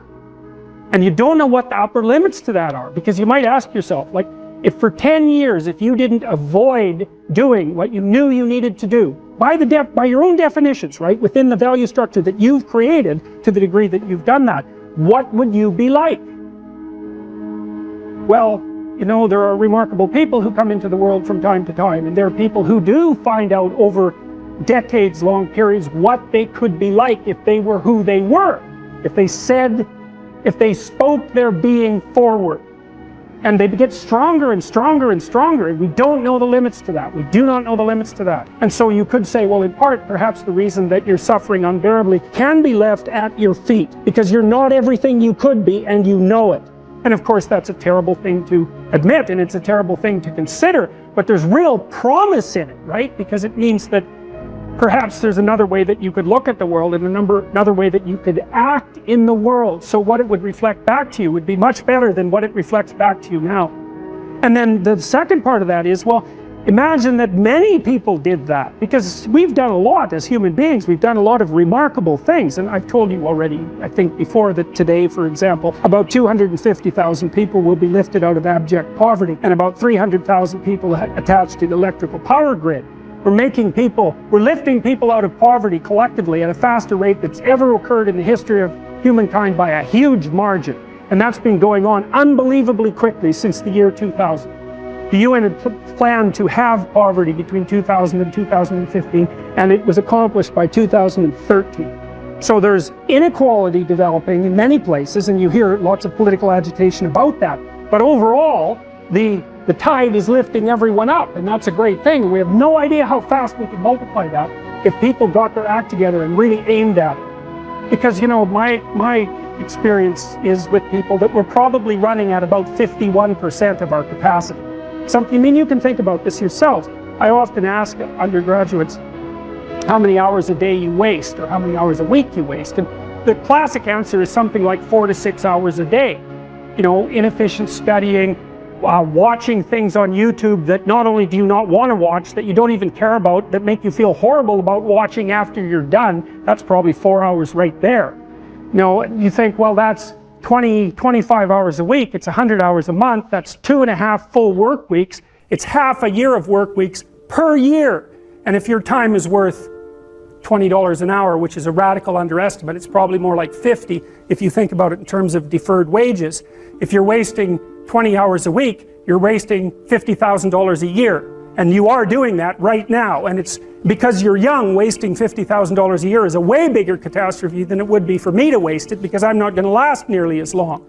And so if your life isn't everything it could be, you could ask yourself, well, what would happen if you just stopped wasting the opportunities that are in front of you? You'd be, who knows how much more efficient? 10 times more efficient, 20 times more efficient. That's the Pareto distribution. You have no idea how efficient people get. It's off the charts. Well, and if we all got our act together collectively and stopped making things worse, because that's another thing people do all the time. Not only do they not do what they should to make things better, they actively attempt to make things worse because they're spiteful or resentful or arrogant or deceitful or homicidal or genocidal, or all of those things all bundled together in an absolutely pathological package. If people stopped really trying just to make things worse, we have no idea how much better they would get just because of that. So there's this weird dynamic that's part of the existential system of ideas between human vulnerability, social judgment, both of which are major causes of suffering, and the failure of individuals to adopt the responsibility that they know they should adopt. And that's the thing that's interesting too, is that, like another thing I've often asked my undergraduate classes is, you know, there's this idea that people have a conscience. And you know what the conscience is. It's this feeling or voice you have in your head just before you do something that you know is stupid, telling you that probably you shouldn't do that stupid thing. You don't have to listen to it, strangely enough. But you go ahead and do it anyways, and then, of course, exactly what the conscience told you was going to happen inevitably happens, so that you feel even stupider about it than you would if it happened by accident. Because you know, I knew this was going to happen, I got a warning it was going to happen, and I went and did it anyways. And the funny thing too is that conscience operates within people, and we really don't understand what the hell that is. So you might say, well, what would happen if you abided by your conscience for 5 years or for 10 years? What sort of position might you be in? What sort of family might you have? What sort of relationship might you be able to forge? And you can be bloody sure that a relationship that's forged on the basis of who you actually are is going to be a lot stronger and more welcome than one that's forged on the basis of who you aren't. Now, of course, that means that the person you're with has to deal with the full force of you in all your ability and your catastrophe, and that's a very, very difficult thing to negotiate. But if you do negotiate it, well, at least you have something, you have somewhere solid to stand, and you have somewhere to live. You have a real life, and it's a great basis upon which to bring children into the world, for example, because you can have an actual relationship with them instead of torturing them half to death, which is what happens in a tremendously large minority of cases. Well, it's more than that too, because, and this is what I'll close with, and this is why I wanted to introduce Solzhenitsyn's writings to you. You see, because it isn't merely that your fate depends on whether or not you get your act together and to what degree you decide that you're going to live out your own genuine being. It isn't only your fate, it's the fate of everyone that you're networked with. And so, you know, you think, well, there's 9 billion, 7 billion people in the world. We're going to peak at about 9 billion, by the way, and then it'll decline rapidly. But 7 billion people in the world, and who are you? You're just one little dust mote among that 7 billion. And so it really doesn't matter what you do or don't do, but that's simply not the case. It's the wrong model, because you're at the center of a network. You're a node in a network. Of course, that's even more true now that we have social media. You'll know 1,000 people, at least, over the course of your life. And they'll know 1,000 people each, and that puts you one person away from 1,000,000, and two persons away from 1,000,000,000. And so that's how you're connected. And the things you do, they're like dropping a stone in a pond. The ripples move outward, and they affect things in ways that you can't fully comprehend. And it means that the things that you do and that you don't do are far more important than you think. And so if you act that way, of course, the terror of realizing that is that it actually starts to matter what you do. And you might say, well, that's better than living a meaningless existence. It's better for it to matter. But I mean, if you really ask yourself, would you be so sure if you had the choice? I can live with no responsibility whatsoever. The price I pay is that nothing matters. Or I can reverse it and everything matters. But I have to take the responsibility that's associated with that. It's not so obvious to me that people would take the meaningful path. You know, when you say, well, nihilists suffer dreadfully because there's no meaning in their life and they still suffer. Yeah, but the advantage is they have no responsibility. So that's the payoff, and I actually think that's the motivation. Say, well, I can't help being nihilistic. All my belief systems have collapsed. It's like, yeah, maybe. Maybe you've just allowed them to collapse because it's a hell of a lot easier than acting them out. And the price you pay is some meaningless suffering, but you can always whine about that and people will feel sorry for you, and you have the option of taking the pathway of the martyr, so that's a pretty good deal, all things considered, especially when the alternative is to bear your burden properly and to live forthrightly in the world. Well, what Solzhenitsyn figured out, and so many people in the 20th century, it's not just him, even though he's the best example, is that if you live a pathological life, you pathologize your society. And if enough people do that, then it's hell. Really, really. And you can read the Gulag Archipelago if you have the fortitude to do that, and you'll see exactly what hell is like. And then you can decide if that's a place you'd like to visit, or even more importantly, if it's a place you'd like to visit and take all your family and friends, because that's what happened in the 20th century.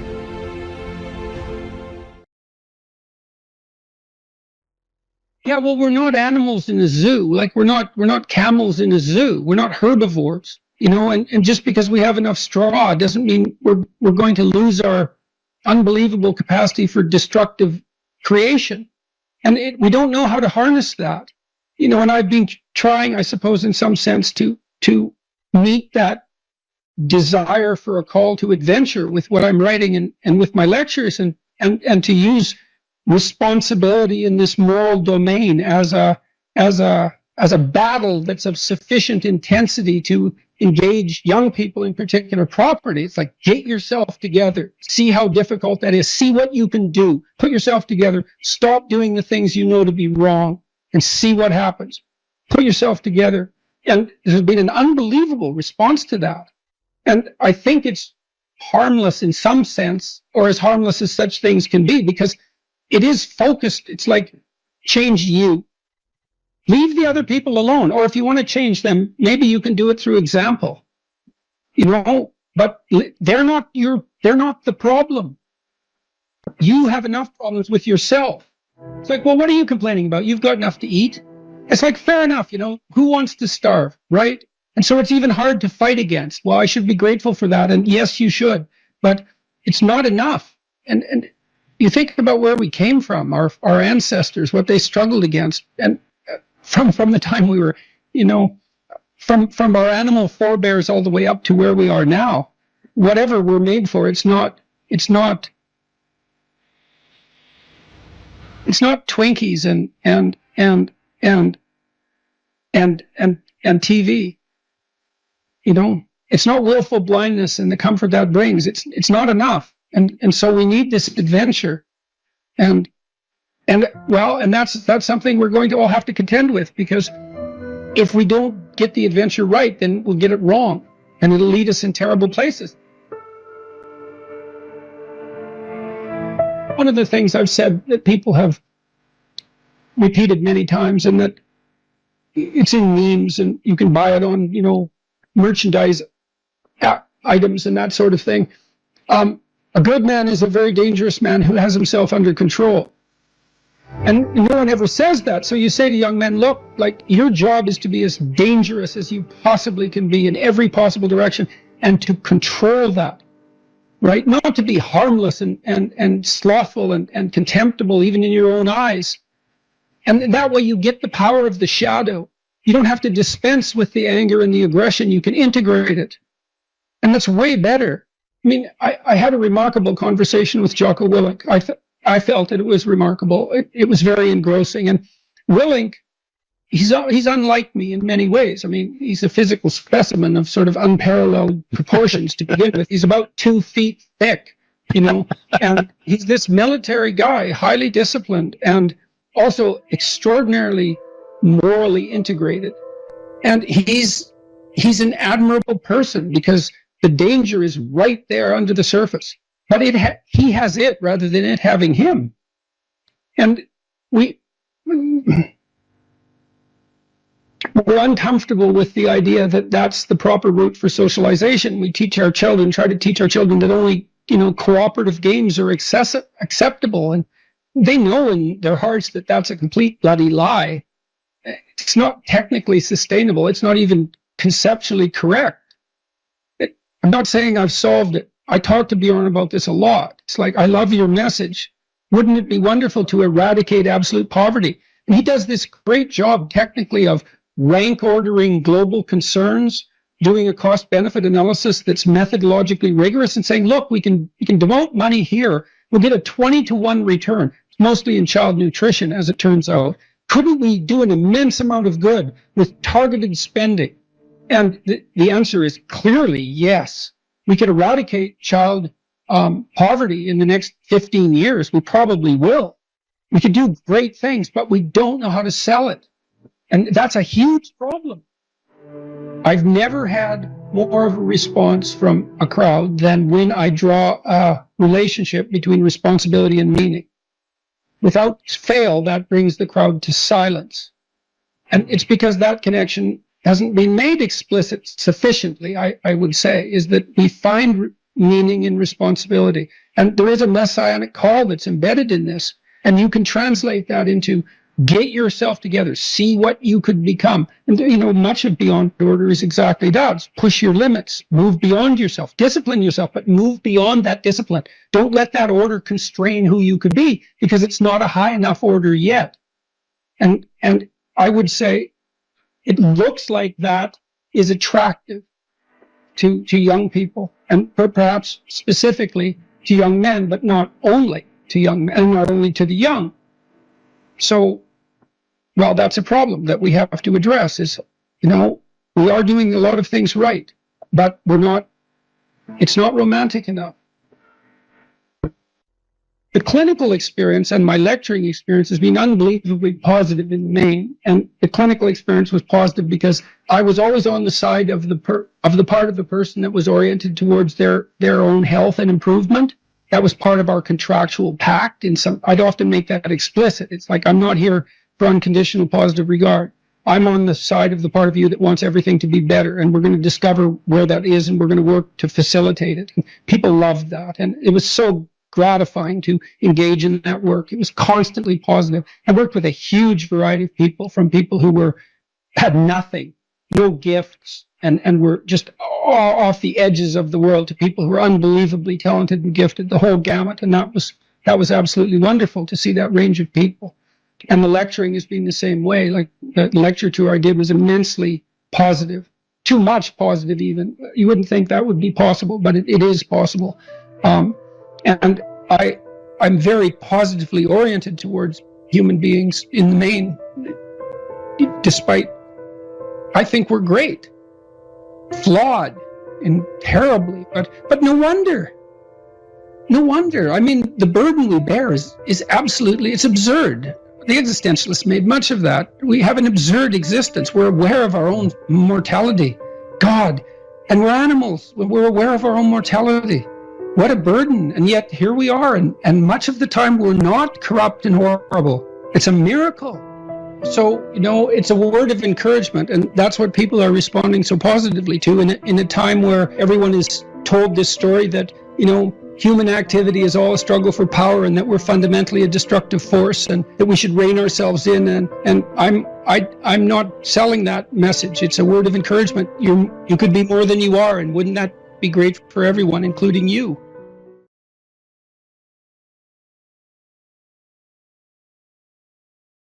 So imagine you have a goal in mind. You want to get to work in the morning. I used to ask my students a question like this, is like, what? Maybe they're going to write an essay. Why are you writing the essay? Why are you in class? Well, I'm in class because I need this class because it's part of my major. Well, why did you pick a major like that? Well, I'm interested in psychology. Well, why did you come to get a degree? Well, I think I need a degree to get a job. Well, why do you need a job? Well, I need a job to keep body and soul together, and maybe to be productive, and maybe to, establish a name for myself. And why do you want to do that? Well, because, it's part and parcel of living properly. And why do you want to live properly? And and how would you live if you lived properly? And at that point, people are usually unable to answer. Because you can just push people with questions about why until they run out of explanations.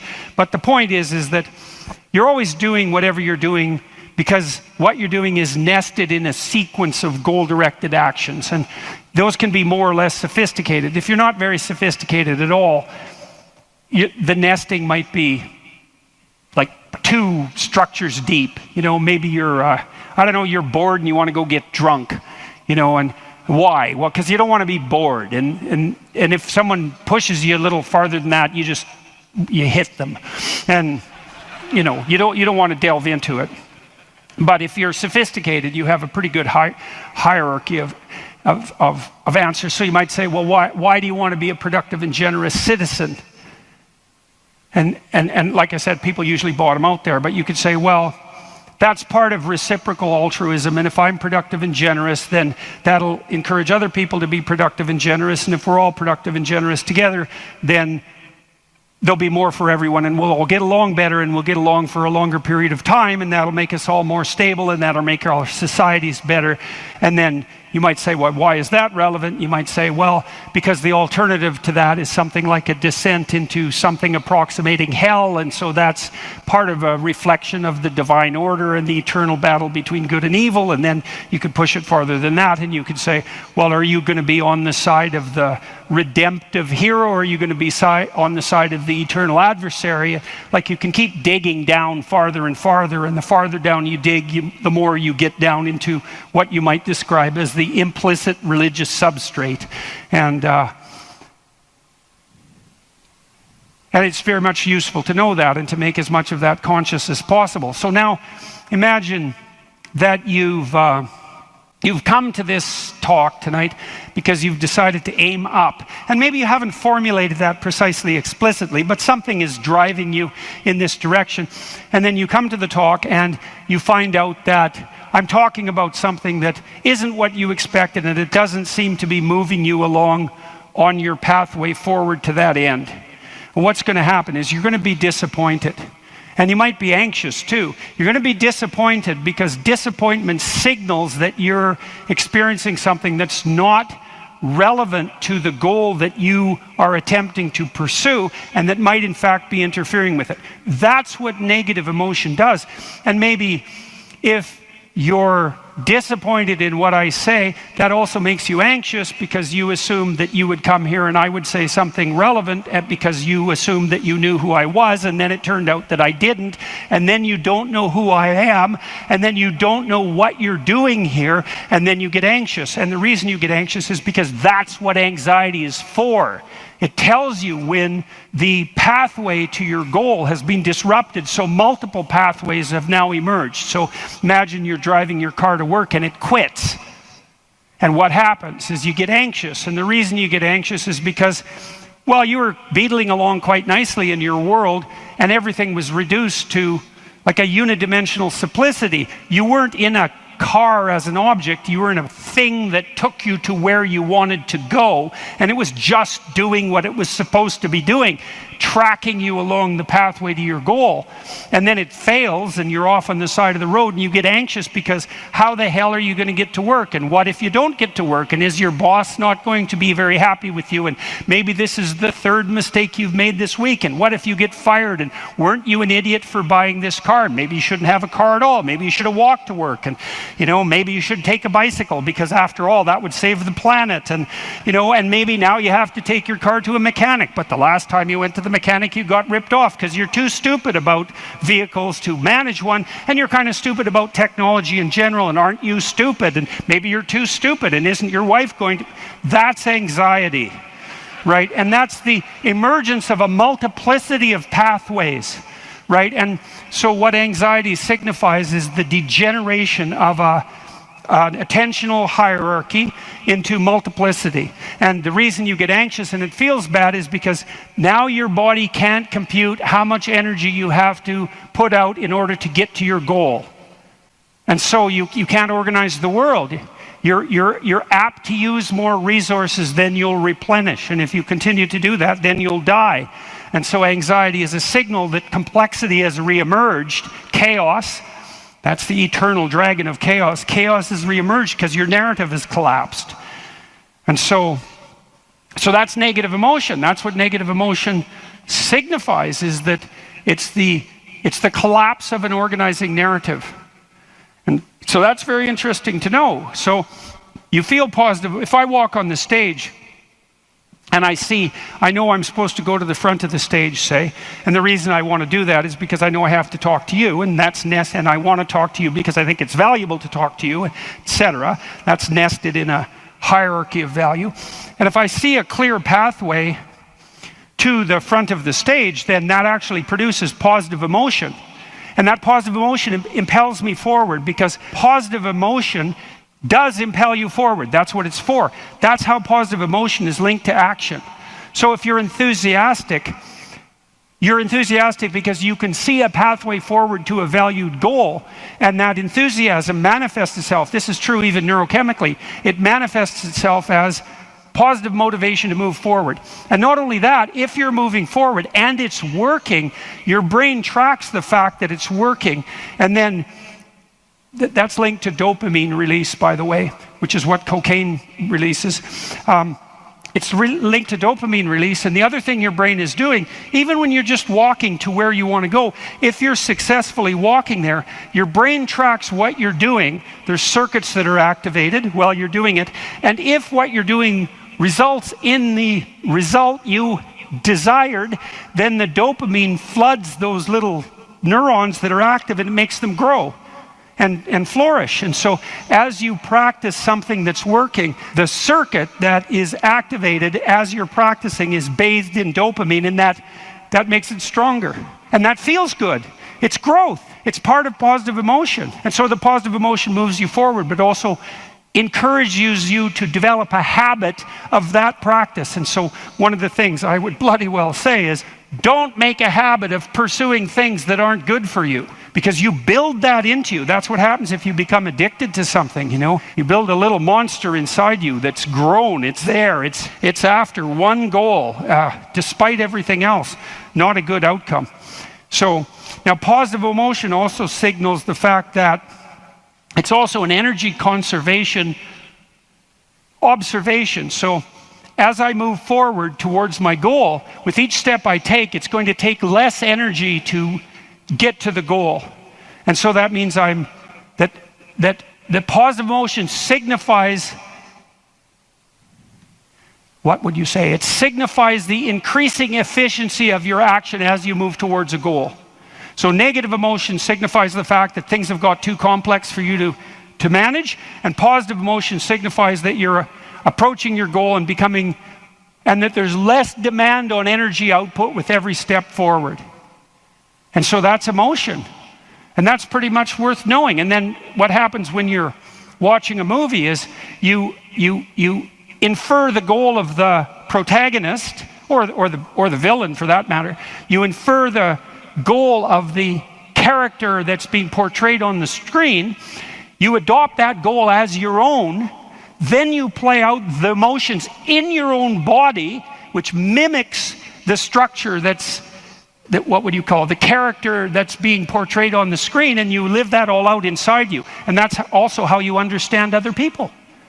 Right? You don't listen to someone and then figure out what they're saying and then infer what they're thinking. That isn't how it works. What you do is you listen to someone till you figure out what they're up to.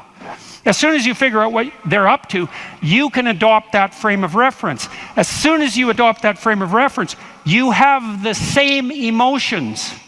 And that's what makes you united. And so that's so interesting. And so then you think, look, there's 5,000 people in here. If there were 5,000 chimpanzees, you guys would be tearing each other into shreds, because no one would be able to know what anyone else was up to. But because all of you are here paying attention to the same thing in the same way, you have virtually identical emotional states, and that means instantly your behavior is rendered predictable to one another. And there's no difference between that and peace. They're the same thing. And so what that means is that one of the predicates of a civil, productive, and peaceful society is that everyone inhabits the same narrative. And you might say, well, we don't need the same narrative. It's like, yes, we do, because if we inhabit a different narrative, then we're running emotionally in different directions, and we will not understand each other, and we will run into conflict, and that conflict can become deadly at the drop of a hat. And so it's a precondition for a civil society that everyone is united in the same narrative. And then that begs the question, right? What is the narrative insofar as we're unified? And another question, which is, what should the narrative be? Right? Now, the postmodernists figured out that we looked at the world through a story, but they said their mantra is they became skeptical of meta-narratives, which are uniting narratives. And that's all well and good to be skeptical about meta-narratives, but you run into the problem of internal disunion. Because if you don't have a uniting narrative, then you're divided against yourself, and you run into the problem of social disunity, because if we're not looking at the same thing for the same reason, then we can't get along. And those are big problems. Now, the way the postmodernists glided over that immense cataclysmic problem was to offer the proposition that the narrative that unites us is just one of power and oppression, right? And that the fundamental motivation that guides, first of all, even your internal organization, your own internal tyranny, you're oppressing your id or your natural self. And then if you establish a relationship with someone like a marriage, well, that's just a manifestation of patriarchal oppression. And if you organize a business relationship, it's a relationship of mutual exploitation, and so far and so on, all the way up the political hierarchy, all the way back into the past. A more dismal view of human existence couldn't possibly be formulated. And I always think about it as a kind of implicit confession. It's like, so you think the world's all run by power, do you? Okay, I know what game you're playing and attempting to justify. And it's completely bloody preposterous because, first of all, if you tyrannize yourself, you're going to be one miserable creature. Plus, you're going to rebel constantly, as you already know. I'm sure all of you have tried at one time or another in your life to force yourself to do something with a whip, so to speak. And what you instantly find is that you're so condemned to be free that you'll even resist your own tyranny, right? Try telling yourself to do something and see if you do it. I'm going to go to the gym. That's New Year's. I'm going to the gym 3 times a week, 2 hours a day. It's like, no, you're not. You're going to last like 3 days. And then you're going to find an excuse. The rebellious part of you is going to find an excuse, then you're not going to do it. And it's a bloody mystery, isn't it? Because you'd think you could tell yourself what to do. Because otherwise, who are you? You know? You're the part that told yourself what to do, but you don't listen, so what the hell's that part? That's you, that's for sure. So you can't even tyrannize yourself with any efficiency. And then if you're married, men, you're married, try tyrannizing your wife and see how well that works. And like, it might work for 10 minutes, but she's not as big as you, but she's a lot sneakier. And you have to wake up with her tomorrow morning. And so even if you do win the fight, which you won't, she's going to bloody well take it out on you the next day, and no wonder. And so you're bound in that relationship by the necessity of continual iterative interactions, right? And they have to be moderately peaceful, or you're going to tear each other into shreds. And if it's constant conflict, you're both going to just exhaust yourself and die. So how the hell is that going to work? So it has to be at least mutually reinforcing. And maybe if you really got it together well, you could interact with each other in a way that improved your interactions across time. And maybe you're wise enough so that if you were on that track, the way you would experience that in the moment would be as exactly the kind of relationship you'd want to have with someone. And that would be something like the spirit of play and romantic love. And that would be the manifestation of an instinct that orients you across time properly in a relationship in the moment. And that's such a wonderful thing to know, right? That instinct for play and romantic love might be the voice of the wisest instinct you have, the deepest orientation to meaning that you have. You know, because there's nothing more delightful in a marriage or in a family, if you have children, than to be able to engage in something like voluntary play. And you know, if you could have the world set up the way you would want it to, if you had any sense, wouldn't it be something if mostly what you did was something akin to play? And that's equivalent. Christ in the gospel says, know that unless you become like a little child, you'll never enter the kingdom of heaven. And what does that mean? It means to rediscover that intense immersion in life and that capacity for play that characterized us all as children that we can't maintain because we have to mature, but that we could rediscover as adults if we were sufficiently wise and careful. And so, and then, you know, if you have friends, it's like, well, you tyrannize your friends? Well, then you don't have friends. You're just a bully with henchmen. And as soon as you stumble, they're going to stab you in the back because you surrounded yourself with craven psychopaths. They're just going to wait for the moment to take you out. That's not a friendship, obviously. And if you're running a business, and those of you who've run businesses who have a clue know this is true, it's like, what happens if you rip off your customers? Well, you can get away with it once or twice, but word gets around in no time flat, and then you're just done and bitter and resentful because your idiot machinations didn't work. But if you engage in fair trade and you're reliable and you deliver what you promised and you're half decently good to your employees and the people that you work for, then they're going to be pleased with you, and they're going to come back and they're going to talk to their friends about how well you did, and you're going to flourish. And none of that's arbitrary. You know, that's all guided by the manifestation of a certain form of attentional priority, right? You go to your customer's house, maybe you're a plumber, and the first thing you do is you listen to their damn problem. And so at least you have enough sense to engage in dialogos, right? You actually want to hear what the problem is, and then you actually want to solve it. And if you do that with some diligence, they're going to be pleased with you because they don't want sewage all over the rug. And so your interests are aligned, and if you offer what you promise, then you're going to evoke positive emotion in them and quell their anxiety, and that's exactly the service that you're offering. And so that means you're acting out the proper story, you're productive and generous and honest, and there's nothing arbitrary about that as a ethos that unites you internally and that also makes it possible for you to exist in a peaceful and productive society.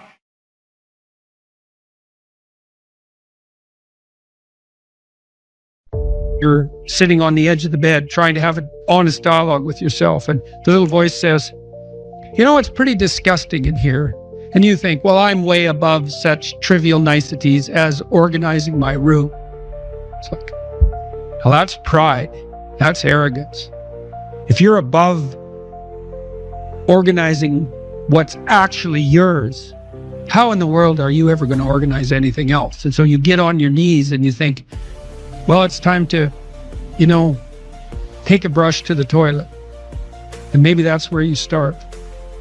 And that works. Like, that works. You start making those micro improvements, like real micro improvements, real on the ground, actual micro improvements to things you know that are wrong, you'll improve unbelievably rapidly. There's always people out there who are doing far better than you on pretty much anything you want to imagine. And if all you're doing is seeing yourself in their reflected light, let's say, then it's going to be pretty damn dismal. But it's not a good comparison because, well, first of all, there's danger in just comparing yourself to others, period, because they're not you. And God only knows what struggles they had to undertake to get to where they were, or what burdens they're currently carrying that you're not aware of. But you can certainly contrast yourself with yourself. And that's a lot better. It is the only way. Well, it's also the only way of really measuring anything approximating proper improvement. You can actually tell when you're a little better than you were yesterday. Right. And you can actually do that. That's another thing that's so interesting about it, is that you can actually make yourself a little better in some way, pretty much, well, I don't know if it's at every moment, but you can certainly do it every day. Let's say you want to become who you could be in the fullest sense. So let's say you're someone who's going to solve some serious problems. Okay, the first thing you have to do is admit to the seriousness of the problems. That's no joke. And so the first thing is just the terror of the problem itself. And that's enough to paralyze you, right? And that's the Hydra, that's the Gorgon with the head of snakes. It'll paralyze you and turn you to stone. That's the basilisk in the Harry Potter series. Mm-hmm. You look at it and it turns you to stone and lurks underneath everything, right? And it's malevolence and tragedy. And so there's that. And then the next is, well, you're going to take responsibility for that? You're really going to do that, are you? That's a hell of a load, man. And so it's daunting to even consider that. And then there's the discipline and responsibility that necessitates, which is also daunting. It's like, oh my God, the problem's that serious? I'm really going to have to get my act together in order to not contribute to it, much less solve it. And so the problem is terrible, and then the solution is daunting. But the upside of that is like, well, there isn't anything better to have than a problem that's worth solving, like that's really worth solving, right? And so the more of that you take on, the more you have a reason to get out of bed in the morning, no matter what. Like, I'm getting up, I'm trudging forward. Doesn't matter what I'm suffering from. I've got things that need to be done. They're necessary. And that gives you that sense of purpose that is the antidote to bitterness. Okay, well, let's say you want your life to be meaningful. It's like, okay, then what you do matters. It actually matters. Or how starting to clean up the room changed their life. That's quite fun because it's something I always tell people to do instead of going out and protesting. Jesus, I just can't stand Cleaning up that. the room? Yeah. Meaning? Well, my sense is that if you want to change the world, you start from yourself and work outward because you build your competence that way. It's like, I don't know how you can go out and protest the structure of the entire economic system if you can't keep your room organized. Well, I made a video which was called Message to Millennials, where it was called How to Change the World Properly. A bit of it on the pretentious side, I suppose, but I was trying to produce something that was a counterposition to this idea that what you should do is go out and fix up other people. You know, that's just not right. And there's a New Testament line about that, something about, you know, not worrying too much about the log in your neighbor's eye or about the speck in your neighbor's eye when you have a log in your eye. What would the world be like if people stopped avoiding the things they knew they should do? You know, because the question is, how much are we contributing to the fact that life is an existential catastrophe and a tragedy? How much is our own corruption contributing to that? That's a really worthwhile question. The things you leave undone because you're angry, you're resentful, you're lazy, you have inertia. Well, you consult your conscience and it says, well, you know, that place over there could use a little work. It's the same as working on yourself, and so you clean that up because you can. And then things are a little clearer around you. And you're a little better off because you've practiced a bit, and so you're a little stronger, and then something else manifests itself and says, well, maybe you could like take a crack at fixing me up too. So you decide to do that, and then that gets a little bit more pristine, you know, and soon, and it's humble because you're not exceeding your domain of competence. You know, it's like, don't be fixing up the economy, 18-year-olds. You don't know anything about the economy. It's a massive, complex machine beyond anyone's understanding, and you mess with it at your peril. So, and can you even clean up your own room? No. Well, you should think about that. You should think about that. You only have to ask a stupid question once. You ask a stupid question, and if you're in a crowd and you ask a stupid question, 80% of the people in the crowd have the same question. They're just too cowardly to ask. But you ask and then someone actually tells you, you never have to ask that question again. You're no longer stupid. What stupid thing am I doing that I could quit doing? That I would quit doing? Because those aren't the same thing, right? Because you know there's stupid things that you're doing that you're just not going to quit doing because you like them. But there might be something on the edge there where you could stop that. If you want to know something about yourself, sit on your bed one night and say to yourself, you got to mean this, like you got to be desperate. This is no game, this. My life is not everything I want it to be, and perhaps it's not everything that I need it to be. And by need, I mean my life is so unbearable that the suffering that's attendant upon that is make me nihilistic, cynical, bitter, resentful, driving the proclivity to see evil everywhere except within my own heart. Like, these are problems, man. And you ask yourself, you sit on the bed and say, okay, man, I'm ready to learn something. What's one thing I'm doing wrong that I know I'm doing wrong that I could fix, that I would fix? It's like, you meditate on that, you'll get an answer. And it won't be one you want, but it'll be the necessary one. You know, and it's often something that will point you to small things. Like, that works. You start making those micro improvements, like real micro improvements, real on the ground, actual micro improvements to things you know that are wrong, you'll improve unbelievably rapidly. There's never been a better time for the majority of people to be alive. And the future, although we're vulnerable and terrible things can always happen to us, it's hard to make a case that the future doesn't look comparatively positive. We're becoming extremely technologically sophisticated, and the world is changing at an incredibly rapid rate, and the only way we're going to be able to manage that in a positive way is if each of us, or as many of us as possible, are capable of making wise and careful and truthful decisions. And if we do that, then maybe things can continue to improve. You don't get people to stand up on their own 2 feet and to adopt responsibility if everything is given to them. And that's a real conundrum.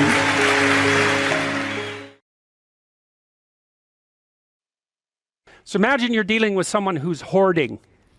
Now, people who are hoarding are often older or neurologically damaged, or they have obsessive compulsive disorder. But then you walk into their house and there's like 10,000 things in their house. There's maybe 100 boxes, and you open up a box, and in the box there's some pens and some old passports and some checks and their collection of silver dollars and some hypodermic needles and some dust and, you know, a dead mouse, and there's boxes and boxes and boxes like that in the house. It's absolute chaos in there. Absolute chaos, not order, chaos. And then you think, is that their house, or is that their being? Is that their mind? And the answer is, there's no difference. There's no difference. So, you know, I could say, well, if you want to organize your psyche, you could start by organizing your room. If that would be easier, because maybe you're a more concrete person and you need something concrete to do. So you go clean up under your bed and you make your bed and you organize the papers on your desk, and you think, well, just exactly what are you organizing? Are you organizing the objective world, or are you objecting your field, or are you organizing your field of being, like your field of total experience? And Jung believed that, and I think there's a Buddhist doctrine that's sort of nested in there, that at the highest level of psychological integration, there's no difference between you and what you experience. Now you think, well, I can't control everything I experience. But that's no objection, because you can't control yourself anyway. So the mere fact that you can't extend control over everything you experience is no argument against the idea that you should still treat that as an extension of yourself. So you could say, well, let's say you have a long-standing feud with your brother. Well, is that a psychological problem? Is that him? Is it a problem in the objective world, or is it a problem in your field of being? And it's very useful to think that way, because you might ask, what could you do to improve yourself? Well, let's step one step backwards. The first question might be, why should you even bother improving yourself? And I think the answer to that is something like, so you don't suffer any more stupidly than you have to. And maybe so others don't have to either. It's something like that. You know, like there's a real injunction at the bottom of it. It's not some casual self-help doctrine. It's that if you don't organize yourself properly, you'll pay for it, and in a big way, and so will the people around you. Now, and you could say, well, I don't care about that, but that's actually not true. You actually do care about that, because if you're in pain, you will care about it. And so you do care about it, even if it's just that negative way, you know. It's very rare that you can find someone who's in excruciating pain who would ever say, well, it would be no better if I was out of this. It's sort of, pain is one of those things that brings the idea that it would be better if it didn't exist along with it. It's incontrovertible. So you get your act together so that there isn't any more stupid pain around you than necessary. Well, so then the question might be, well, how would you go about getting your act together? And the answer to that, and this is a phenomenological idea too, it's something like, look around for something that bothers you and see if you can fix it.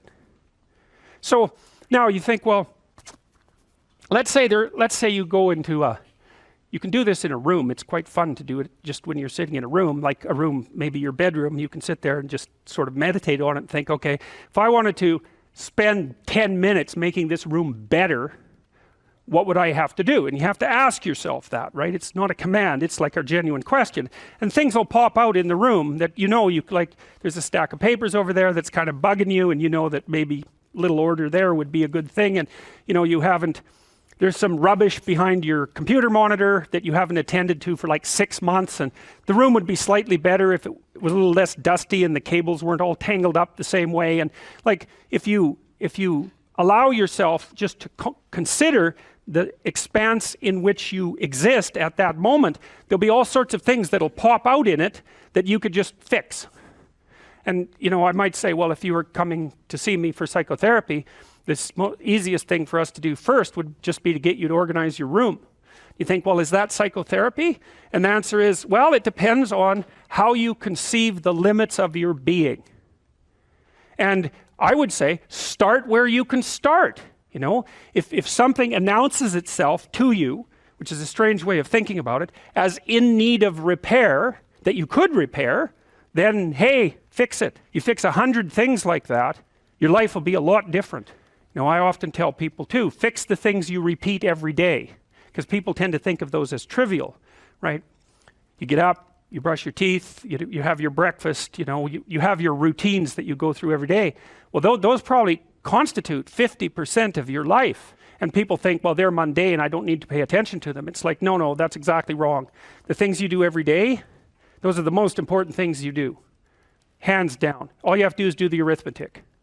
You figure it out right away. So 100 adjustments to your broader domain of being, and there's a lot less rubbish around, and a lot fewer traps for you to step into.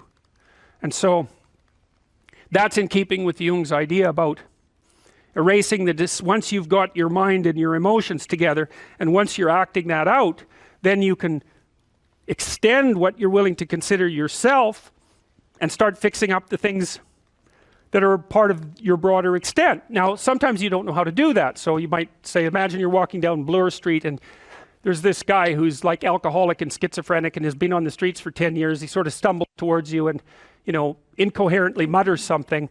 That's a problem. And it would be good if you could fix it, but you haven't got a clue about how to fix that.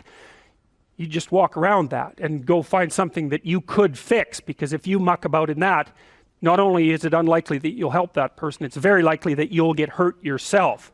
So, you know, just because while you're experiencing things announce themselves as in need of repair doesn't mean that it's you right then and there that should repair them. You have to have some humility. You know, you don't walk up to a helicopter that isn't working and just start tinkering away with it. You have to stay within your domain of competence. But most of the time, if people look at their lives, you know, it's a very interesting thing to do. I like the idea of the room, because you can do that at the drop of a hat. You know, you go back to where you live and sit down and think, okay, I'm going to make this place better for half an hour. What should I do? And you have to ask, and things will just pop up like mad. And it's partly because your mind is a very strange thing. As soon as you give it a name, a genuine aim, it'll reconfigure the world in keeping with that aim. That's actually how you see to begin with. And so if you set it a task, especially, you have to be genuine about it, which is why you have to bring your thoughts and emotions together, and then you have to get them in your body so you're acting consistently. You have to be genuine about the aim, but once you aim, the world will reconfigure itself around that aim, which is very strange. And it's technically true.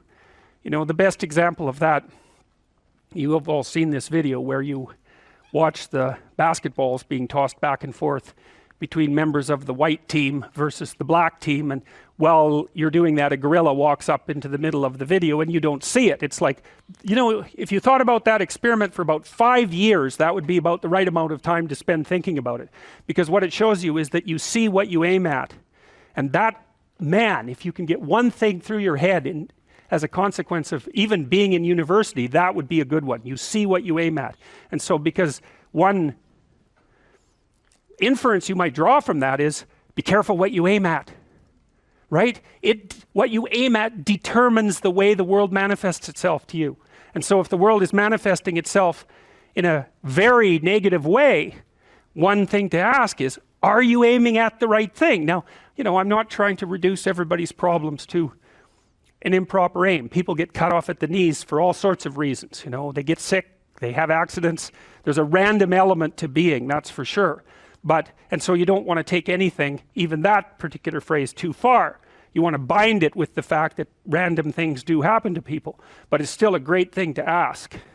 Okay, so Rogers was a phenomenologist, and he was interested in, he didn't start his philosophy from the perspective of subject versus object, or from the idea of psyche, like sort of inside you, your mind with its layers. That's not how he looked at it. And so let's go through, well, I'll introduce you to Rogers. I think and then we'll talk about it more next time. I'm going to start, though, with something that I learned from him that I think was of crucial importance. And so we'll set the stage for the further discussion with this. And I'm going to read it to you. Assuming a minimal mutual willingness to be in contact and to receive communications, we may say that the greater the communicated congruence of experience, awareness, and behavior on the part of one individual, the more the ensuing relationship will involve a tendency towards reciprocal communication with the same qualities, mutually accurate understanding of the communications, improved psychological adjustment and functioning in both parties, and mutual satisfaction in the relationship. It's quite a mouthful. What does it mean? Assuming a minimal mutual willingness to be in contact and to receive communications. Okay, we're having a conversation. I'm deciding I'm going to listen to you, right? That's different than how people generally communicate, because usually when they communicate, they're doing something like, okay, we're going to have a conversation and I'm going to tell you why I'm right and I'll win if you agree.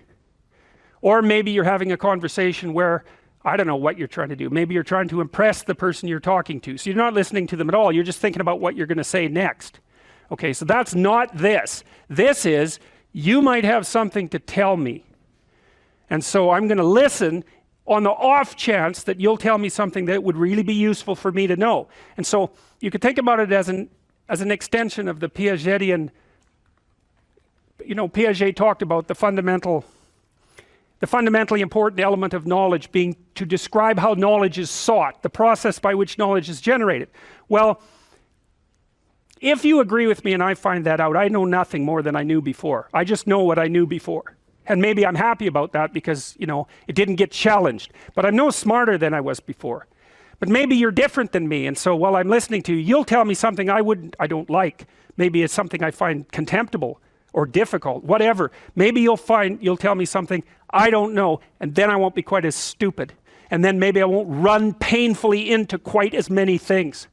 And that's a really useful thing to know, especially if you live with someone and you're trying to make long-term peace with them, is they're not the same as you. And their way they look at the world and the facts that they pull out of the world aren't the same as your facts. And even though you're going to be overwhelmed with the proclivity to demonstrate that you're right, it is the case that two brains are better than one.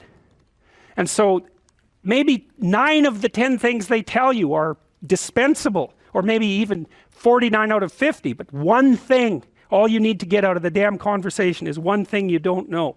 And one of the things that's very cool about a good psychotherapeutic session is that the whole conversation is like that.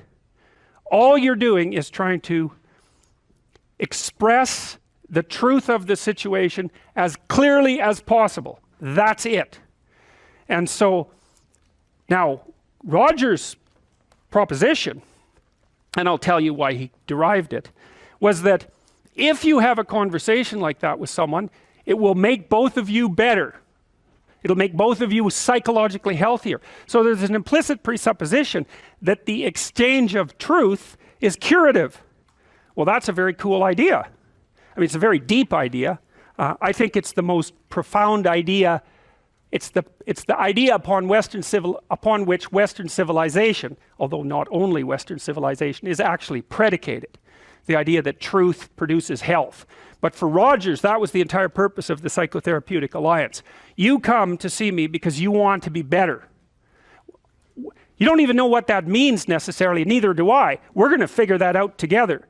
But you come and you say, look, things are not acceptable to me, and maybe there's something I could do about that. So that's the minimal precondition to engage in therapy.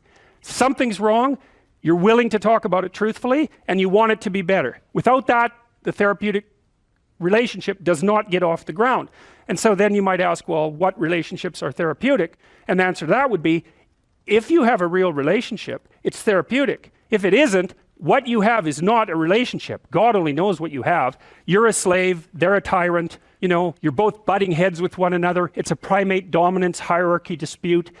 Oh, I don't know, you're like 2 cats in a barrel, or 2 people with their hands around each other's throats. But what you have is not a relationship.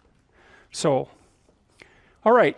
We may say that the greater the communicated congruence of experience, awareness, and behavior on the part of one individual, that's a reference to the same idea that I was describing with regards to Jung. So let's say you come and talk to me and you want things to go well. Well, I'm going to have to more or less be one thing, because if I'm all over the place, you can't trust any continuity in what I say.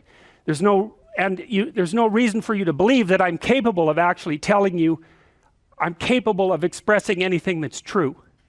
So the truth is something that emerges as a consequence of getting yourself lined up and beating all the, what would you call, all the impurities out of your soul. If you encounter an entity and you can map it at every single level of your value hierarchy, then it's known. You know how to interact with it at a micro level, and you know what its implications are for every other level of your conceptual being. You know what its implications are for the future. Like, you know exactly how to deal with that thing. It's mapped at every single level. There's other things that are only mapped at one level and not at others. So maybe, you know, you like the mouse, we'll say, for the child who's never seen a mouse, it's like it shares some commonalities with objects that the child is familiar with. But there's sufficient novelty so that it's also contaminated with the unknown. And that makes the child basically alert, semi-startled and alert. Now, the child will immediately refer to an adult. It's a technical term, actually. They'll look at the adult's face because the adult's face will broadcast the motivational and affective significance of that event. And so the child looks, references, and then reads off the face, and of course the speech and the bodily actions, exactly what that thing signifies, you know. And then if the person that they're looking at jumps up on the table and screams, then that's one set of meanings, which is God, this thing is magical, it's only this big, and look at what effect it has on, my aunt, for the sake of argument, who's, a pretty competent preacher, as far as I can tell, being 2 years old. And then if she just dismisses it, her actions are going to determine the meaning of that phenomenon. So that's how the transformation of the semi-known thing into the more known thing occurs. It occurs almost always in a social context. You can explore things by yourself, but you rarely actually do that by yourself. It's almost always you plugged into a social apparatus, So you might be doing the specific investigating, but the social apparatus is around you so that you can confer with it, and it also shapes the way that you're going to interact with that specific thing. Okay, so the unknown, that's generally, the unknown that you encounter, that's generally characterized using feminine symbolism. And I think the reason for that, there's a bunch of reasons, and we've talked about many of them. One reason is because females do the sexual selection in human beings, and so they act as the face of nature. Another reason is that you can think of new possibility always emerging out of the non-cultural background in some sense, So, for example, let's say that we send an expedition to Mars, and we're gathering new information as a consequence. The reason we're gathering new information is because we've gone out past the domain of our knowledge, in a sense, and we're interacting with something new. And in that interaction, new information is generated. Now, you can say that it's partly the act of the perceiver that's generating the new information, and you could say that it's partly the act of the culture, because we send robots to Mars, let's say, which is very, very difficult. So the culture goes there, but the individuals are observing. So the individuals are buttressed by the culture, but they're generating information because they're somewhere truly new. And so the information, the unknown is a constant source of new information. So it's the place that gives birth to new information. And so that's another part of the reason that it seems to be symbolized in feminine form. I'm just taking this in some sense as an empirical fact. I've looked at, it looks like that's how these stories work. And so I'd be trying to puzzle out why exactly that would be the case. I also think it's the case that we tend to look at the world from a social cognitive perspective, right? We filter it through a social cognitive biological apparatus. And so we're very likely to see things in character form, and characters have sexes. And so that's going to happen. And then the attributes of femininity or the attributes of masculinity that get used as symbolic reference, in some sense, there's an arbitrariness about it. So, for example, for the Egyptians, usually you have a sky god, but they had a sky goddess. Now, she generally represents the night sky, which is not exactly the same thing as the day sky. But, you have to, it's so tricky because you have to look at the relationships between the characters in order to decide what all of them mean. And that shifts a little bit from story to story. So this is what would you say? It's an approximation of the underlying structure, but there's a fair bit of variance in it, just like there's variation in stories. So, the feminine element has a destructive element and a creative aspect. And you can see that people characterize their environments in that way. So, for example, you can map on environmental beliefs onto this structure. You can say that the environmentalist portrays nature as positive, portrays culture as negative, and portrays the individual as negative. And the basic story is rampaging individual as member of rapacious culture invading the pristine landscape of beautiful Mother Nature. Now, the thing about that story is it's true. The problem with the story is it's half true. Now, so for example, one thing that's interesting to conceptualize is that that's exactly the opposite of the frontier myth. Now, the frontier myth was a story that was used extensively in Europe to drive immigration into the United States. And it was used to some degree in Canada too. And the story was the exact opposite. It's the hero, so that would be the immigrant, pioneer, bringing the benefits of order to a savage wilderness. Well, that's also true. But it's so interesting that both of those things can be true, and they're completely different from one another. There's no commonality at all between those two stories, except for the way that they use the characters. There's a feminine character, a masculine character that represents culture, and then there's another character that represents the individual. And you could even see that, if you think about it historically, the US was founded in some sense on a frontier myth, and that was too one-sided, and so by the time the 1960s came along, the early 1960s, it shifted to its opposite. And that you need that because systems have to oscillate to some degree to remain stable across time. They can't just be fixed in place. So they're going to play back and forth through the archetypes in an attempt to keep them balanced, because that's what you're trying to do. You're trying to keep them balanced. And so, well, you have the destructive and creative element of Mother Nature. You see that all the time in movies where the thing that the hero is striving against is the negative element of the unknown. How many of you have seen the movie Alien? Okay, so, that's a pretty graphic representation of, well, those aliens are more reptilian in form. So they're almost like, they're more at the dragon of chaos level of civilization. But they're like a terrible external force that's threatening human culture and the individual. It's exactly the opposite story that's played out in, what was the movie with all the blue creatures? Avatar. Avatar, right. Avatar is exactly the opposite of that, where, the unknown nature is just nothing but, it's like sweetness and bliss. And, and the human culture is portrayed as spearheaded by greedy and rapacious individuals who are basically manifestations of the military-industrial complex. And the funny thing is those both make good stories. And that's because, well, it's because they have enough archetypal truth so that there's many situations that they're relevant to. Sometimes Mother Nature is your best friend, and sometimes it's your worst enemy.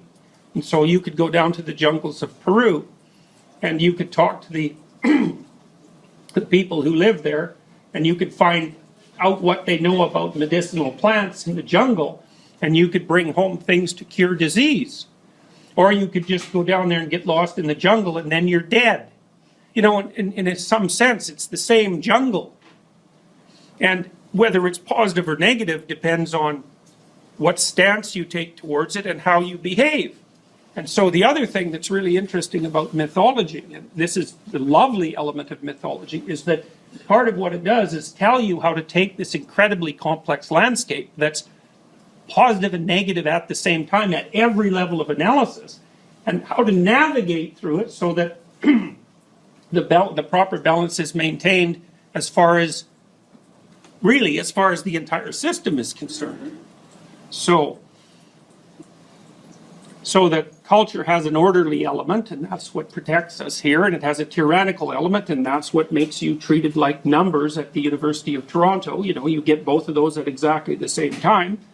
And then the archetypal individual has the same fundamental nature, hero or villain. And those have archetypal roots, because the ultimate hero is the ultimate perfect person, and the ultimate villain is, Satan himself in whatever form he happens to take. And it doesn't take much knowledge of this structure before you can start seeing it manifest itself all over, especially in movies that are particularly popular, because they almost always have a central archetypal theme. The Marvel superhero movies are a really good example of that. So, and if it's complex literature, the archetypes are mixed to some degree. So you have a hero who's not only a hero, you have a hero who has all sorts of flaws, and he's in a culture, or she's in a culture that has positive elements and negative elements, and they're in a broader landscape that's characterized by exactly the same thing. So it's nuanced, and the more sophisticated you get, the more you can tolerate that kind of nuance. And I think that's also one of the things, that's partly why literature is such a good antidote to ideology, because the more sophisticated the literature becomes, the more complex and fragmented in some sense, or differentiated. The more differentiated the archetypal landscape becomes. So when someone tells you a story, whatever the story happens to be, one of the things you can do when you know this substructure is you can say, okay, yeah, but where are the missing pieces? Where are they going? Because if they're not included, then they're generally projected onto something, you know, because they're there. You can't get away from them. They're there. How does the person account for them? You know, so your attention, for example, is mediated by unconscious forces. And you know that perfectly well. And this is another Freudian observation. You know, if you're sitting down to study, for example, your conscious intent is to study. But you know perfectly well that all sorts of distraction fantasies are going to enter the theater of your imagination non-stop and annoyingly. And there isn't really a lot you can do about that except maybe wait it out. You know, so you'll be sitting there reading and your attention will flicker away. You'll think about, I don't know, maybe you want to watch Jane the Virgin on Netflix or something like that, or maybe it's time to have a peanut butter sandwich, or you should get the dust bunnies out from underneath the bed, or it's time to go outside and have a cigarette, or maybe it's time for a cup of coffee, or it's like all these subsystems in you that would like something aren't very happy just to sit there while you read this thing that you're actually bored by, and so they pop up and try to take control of your perceptions and your actions non-stop.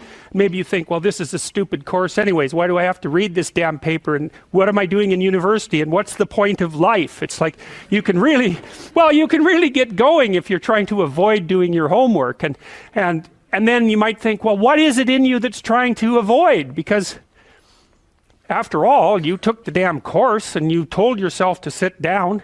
Why don't you listen? Well, because you're a mess. That's basically why. You haven't got control over yourself at all. And no more than I have control over this laptop. Okay, so there's the memory function of the unconscious, and there's the dissolutive function. That's an interesting one. The unconscious contains habits, once voluntary, now automatized, and dissociated elements of the personality, which may lead a parasitic existence. That's an interesting one. I would relate that more to procedural memory. You know, so what you've done is practice certain habits, whatever they might be, let's call them bad habits, and you like those things to get under control, but you can't. So maybe when you're speaking, for example, you use like and you know, and you say a lot, and you've practiced that, so you're really good at it, and you'd like to stop it, but you don't get to, because you've built that little machine right into your being, right? It's neurologically wired, and it's not under conscious control, and anything you practice becomes that. It becomes part of you, and that's another element of the unconscious, a different part. And then there's a creative part, which is that, well, you know, you're sitting around and maybe you're trying to write something, or maybe you want to produce a piece of art or a piece of music, or maybe you're just laying in bed dreaming and you have all these weird ideas, and especially in dreams, it's like, where do those things come from? And even more strange, one of the things that's really weird about dreams, and almost impossibly weird, is that you're an observer in the dream. It's like a dream is something that happens to you. Well, you're dreaming it, theoretically, so how is it that you can be an observer? It's almost like you're watching a video game or a movie, but you're producing it, at least in principle, although the psychoanalysts would say, well, no, not exactly. Your ego isn't producing it, your unconscious is producing it. It's a different thing. It's a different thing, and of course Jung would say, well, it's deeper than that. The collective unconscious might be producing it. It's in some sense, it isn't you exactly, or it isn't the you that you think of when you think of you. And that's the ego from the Freudian perspective, the you that you identify with. That's the ego. And outside of that is the unconscious. The id, that's more the place of impulses, and you could think about those as the biological subsystems that can derail your thinking, right? And that govern things like hunger and sex and aggression and your basic instincts is another way of putting it. And it's a reasonable way of thinking about it, because these are subsystems that you share with animals. You share them certainly with mammals. You share most of them with reptiles. You share a lot of them with amphibians, and even going all the way down to crustaceans. There's commonality, for example, in the dominance hierarchy circuits. And so these are very, very old things. And the idea that you're in control of them is, well, you're not exactly in control of them. And I would say the less integrated you are, the less you're in control of them, and the more they're in control of you. And that can get really out of hand, you know. You can be, like with people who have obsessive compulsive disorder, for example, which is which seems to be, I would say, the dissolutive elements in some sense of the unconscious, the way that it's portrayed here.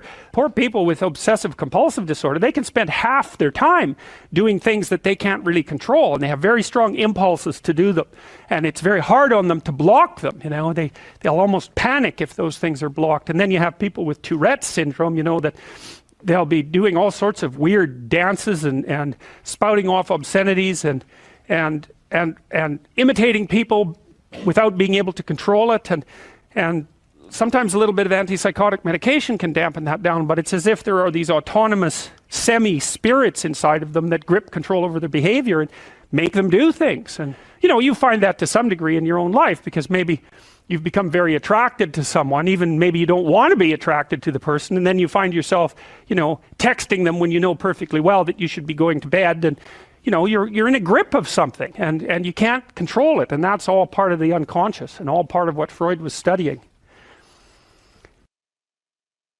People don't get what they want is because they don't actually figure out what it is. And the probability that you're going to get what would be good for you, let's say, which would even be better than what you want, right? Because, you know, you might be wrong about what you want easily, but maybe you could get what would really be good for you. Well, why don't you? Well, because you don't try. You don't think, okay, here's what I would like if I could have it. And I don't mean in a way that you manipulate the world to force it to deliver you goods for status or something like that. That isn't what I mean. I mean something like, imagine that you were taking care of yourself like you were someone you actually cared for. And then you thought, okay, I'm caring for this person. I would like things to go as well for them as possible. What would their life have to be like in order for that to be the case? Well, people don't do that. They don't sit down and think, all right, you know, let's figure it out. You've got a life. It's hard, obviously. It's like 3 years from now, you can have what you need. You got to be careful about it. You can't have everything. You can have what would be good for you, but you have to figure out what it is, and then you have to aim at it. Well, my experience with people has been is if they figure out what it is that would be good for them, and then they aim at it, then they get it. And it's strange because they don't it's a strange thing. It's not quite that simple because, you know, you may formulate an idea about what would be good for you, and then you take 10 steps towards that, and you find out that your formulation was a bit off, and so you have to reformulate your goal. You know, so you're kind of going like this as you move towards the goal. But a huge part of the reason that people fail is because they don't ever set up the criteria for success. And so, since success is a very narrow line and very unlikely, the probability that you're going to stumble on it randomly is 0. And so there's a proposition here, and the proposition is, if you actually want something, you can have it. Now the question then would be, well, what do you mean by actually want? And the answer is that you reorient your life in every possible way to make the probability that that will occur as certain as possible. And that's a sacrificial idea, right? It's like, you don't get everything. Obviously. But maybe you can have what you need. And maybe all you have to do to get it is ask. But asking isn't a whim or today's wish.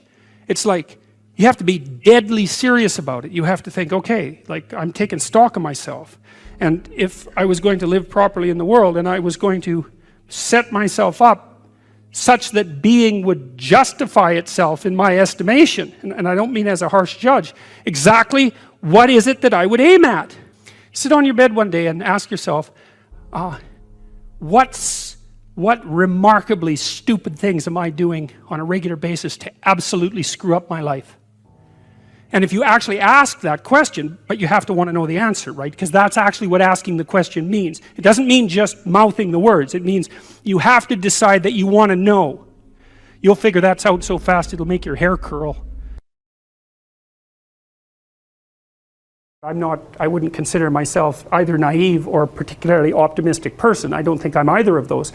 But this is actually an idea. This is one of the only ideas that I've ever found that I really believe to be rock solid. I actually think that it's true. And it's very optimistic because it says you can use your sense of meaning to calibrate your progress through life. But there's rules. You have to aim at the highest possible good that you can conceive. Now, and that's subject to update because what the hell do you know? But you start by aiming at the star you can see rather than the dimmer one that you can't yet perceive.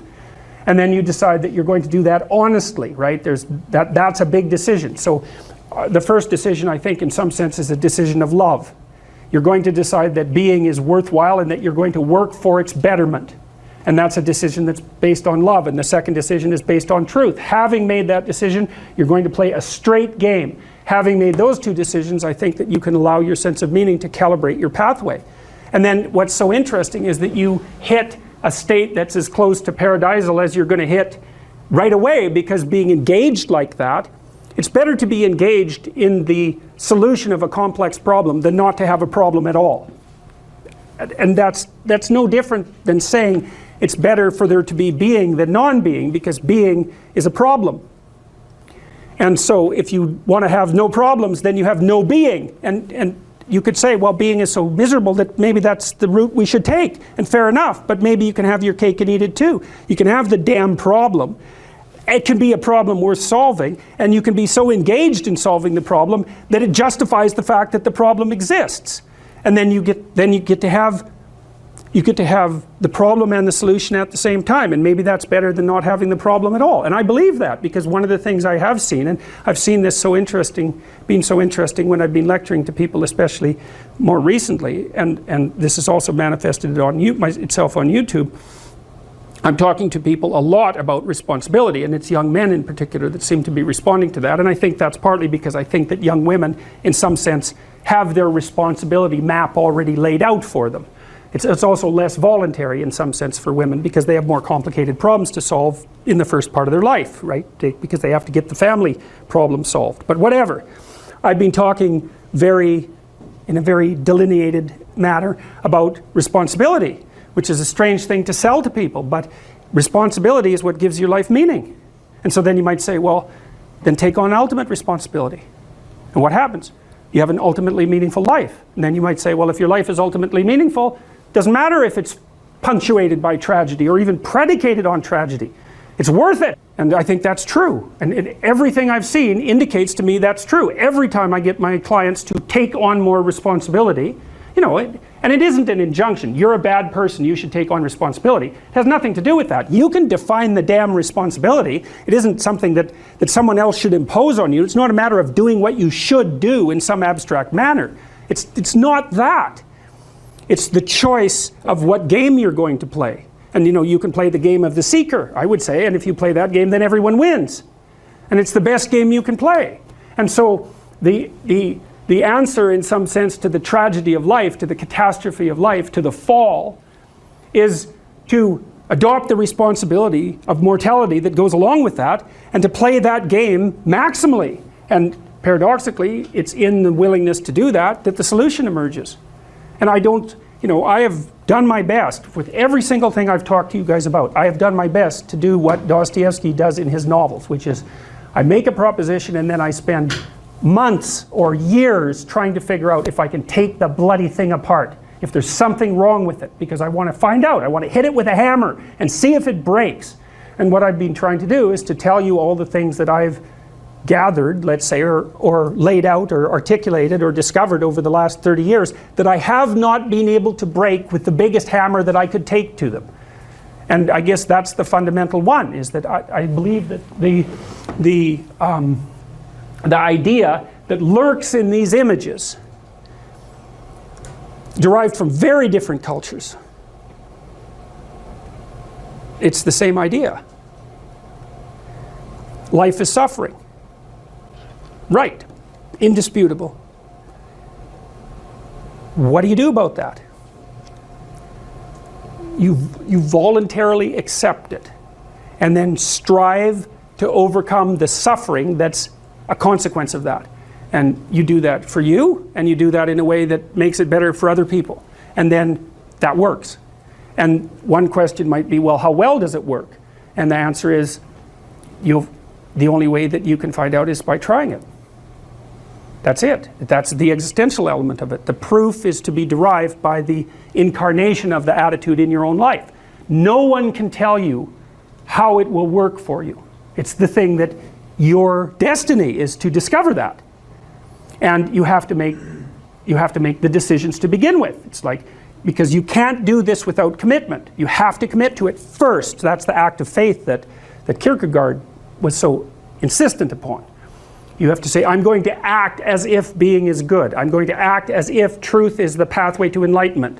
I'm going to act as if I should pursue the deepest meaning possible in my life. And there's reasons to do none of those. They're real reasons. So it's really a decision. But you can't find out what the consequence of the decision is unless you make the decision. I think the same thing happens when you get married, by the way. So that if you think you might leave, you're not married. And then you think, well, the marriage didn't succeed. It's like, well, maybe you were never married. Because the rule is, you don't get to leave. And there's a reason for that rule. Now, I'm not saying that there aren't situations where there should be exceptions made for that. That's not the point. The point is that there's some games you don't get to play unless you're all in. And the other thing that's so interesting about being alive is that you're all in. No matter what you do, you're all in. This is going to kill you. So I think you might as well play the most magnificent game you can while you're waiting. Because do you have anything better to do? Really? Why not pick the best thing possible that you could do? Why not do that? Maybe you could justify your wretched existence to yourself that way. I think you could. That's what it looks like. You know, people find such meaning in the responsibilities they adopt, it stops making them ask questions about what life is for. If you have a newborn child, for example, like unless you're really in a bad way, psychotically depressed, or maybe your personality really needs some retooling, you stop thinking about anything but ensuring that that baby is doing well. And if someone comes along and asks you an existential question about your commitment to that, the right response is, why are you asking me such stupid questions when this is manifesting itself right in front of your eyes? Like, how blind can you be? That isn't a time for questions about the meaning of life. The answer is right in front of you. And if you can't see it, it's not because life has no meaning, it's because you're blind. I mean, that's what the image of the Virgin Mother and the child is all about. It's like, what's the answer to the meaning of life? Here's an answer. It's like, well, I'm going to criticize that. Well, go right ahead. You know, it's like what you're like a what do you call that? A termite gnawing on a temple. There's no utility in that sort of criticism. It's blindness. And it's the same thing with regards to the path of the hero. It's like it glistens in front of you and you can criticize it. It's like, fine. Put the cart before the horse and see how far you get. So I thought, to bring full closure to the class, I was trying to solve this terrible puzzle that confronted me and many other people about how it was that human beings got themselves in such a tangle about what they believed. Such a tangle that we were pointing the ultimate weapons of destruction at one another, which, by the way, we are still doing. And I thought, okay, well, I understand that. We need our belief systems. They orient us. And that means there will be conflict between belief systems, and that can be a catastrophe. And that's being played out everywhere, again, in very many ways. What's the solution to that? Well, one possibility is there's no solution. It's just mayhem all the way around. Could be the case. But it seemed to me, as I delved into it, that the proper solution to that was to live properly as an individual. Because you're more powerful than you think. Way more powerful than you think. I mean, God only knows what you are in the final analysis. You're blind to your own weaknesses, but you're also blind to your own strengths. And so then I think, well, if you got your act together, it'd be better for you, and instantly it would be better for your family, assuming they wanted you to get your act together, and not everyone does, and then it would be better for the community. It's like, how far could you take that? If you stopped wasting time, and if you stopped lying, and if you oriented yourself to the highest possible good that you could conceive of, and you committed to that, how much good could you do? Well, I would say, why don't you find out? So that's what I think you should do. You should find out. You don't have anything better to do. And there's nothing in it, as far as I've been able to tell, there's nothing in it but good. So maybe you could sort yourself out so that you wanted nothing but the good. And then maybe you could help make that manifest in the world. And maybe we wouldn't have all these terrible problems then. At least we'd have fewer of them, and that would be a start. So it's the answer to the problem of humanity is the integrity of the individual. That's the answer. So, and states that are predicated on that realization are healthy. So, and states that aren't are doomed to stagnation and catastrophic collapse. And personalities that are predicated on self-tyranny and the tyranny of others are doomed to collapse. So, and then you think, well, what's the barrier? And the barrier is, are you willing to accept the responsibility? And part of the answer to that is, reduce the damn responsibility until it's tolerable. You don't have to fix everything at once. You could just start by fixing the things that you could fix. Or you could even do it more. You could do it with even less self-sacrifice. You could start by fixing only the things that you want to fix. God, you can get a massive way that way. So do it. See what happens. That's what you should have been taught in university right from the beginning. It's like, aim at the highest good. Tool yourself into something that can attain it. And go out there and manifest it in the world. And everything that comes your way will be a blessing. And so all you have to do is give up your resentment and your hatred. I know that's a hard thing to give up because you have plenty of reason for it. That's probably a good place to stop. So it was a pleasure.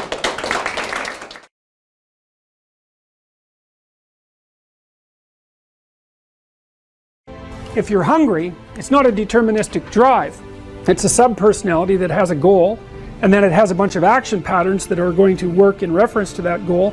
It has a bunch of perceptions that suit that goal, and it organizes your emotional responses around that goal. And so to think about it as a personality is it's a much more intelligent way to look at it. One of the things about Skinner's rats, Skinner could get rats to do almost everything, and he would reward them with food. And so he had a simple rat model, but his rats were starved down to 75% of their normal body weight. So not only were they not social, gregarious rats like rats are, because they were isolated, they were genetically altered from wild rats, but they also weren't as complex as a real rat because they were starving. And so, but a starving rat is a pretty good model of a rat, and a rat is a pretty good model of a person. But a lot of our models of simple behavioral learning were based on starving, isolated rats. So, anyways, how to think about motivation? We'll think about it from the hypothalamic perspective. So we could say one thing that motivation does is set goals.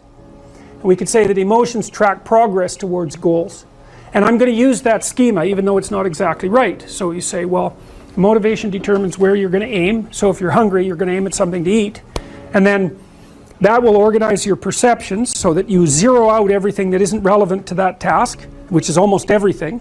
You concentrate on those few things that are going to facilitate your movement forward. When you encounter those things, that produces positive emotion as you move through the world towards your goal, and you see that things are laying themselves out that facilitate your movement forward. Those things cause positive emotion. And if you encounter anything that gets in the way, then that produces negative emotion, and it can be like threat, because you're not supposed to encounter something that gets in the way. It can be anger, so that you move it away. It can be frustration, disappointment, grief. Those would, if you had a response that serious to an obstacle, it would probably punish the little motivated frame right out of existence. So you walk downstairs and, I don't know, the contracting company has set a wrecking ball through your kitchen. It's like, that's going to be disappointing. You're not going to keep eating the peanut butter sandwich in the rubble. That little frame is going to get punished out of existence, and some new goal is going to pop up in its stead. And one of the things we're going to try to sort out is how do you decide when you've encountered an obstacle that's so big that you should just quit and go do something else? Because that's not obvious. And you can get into counterproductive persistence pretty easily. So we don't know how people solve that problem. It's a really complicated one. So anyways, we're going to work on that scenario. Your hypothalamus pops up micro goals that are directly relevant to biological survival.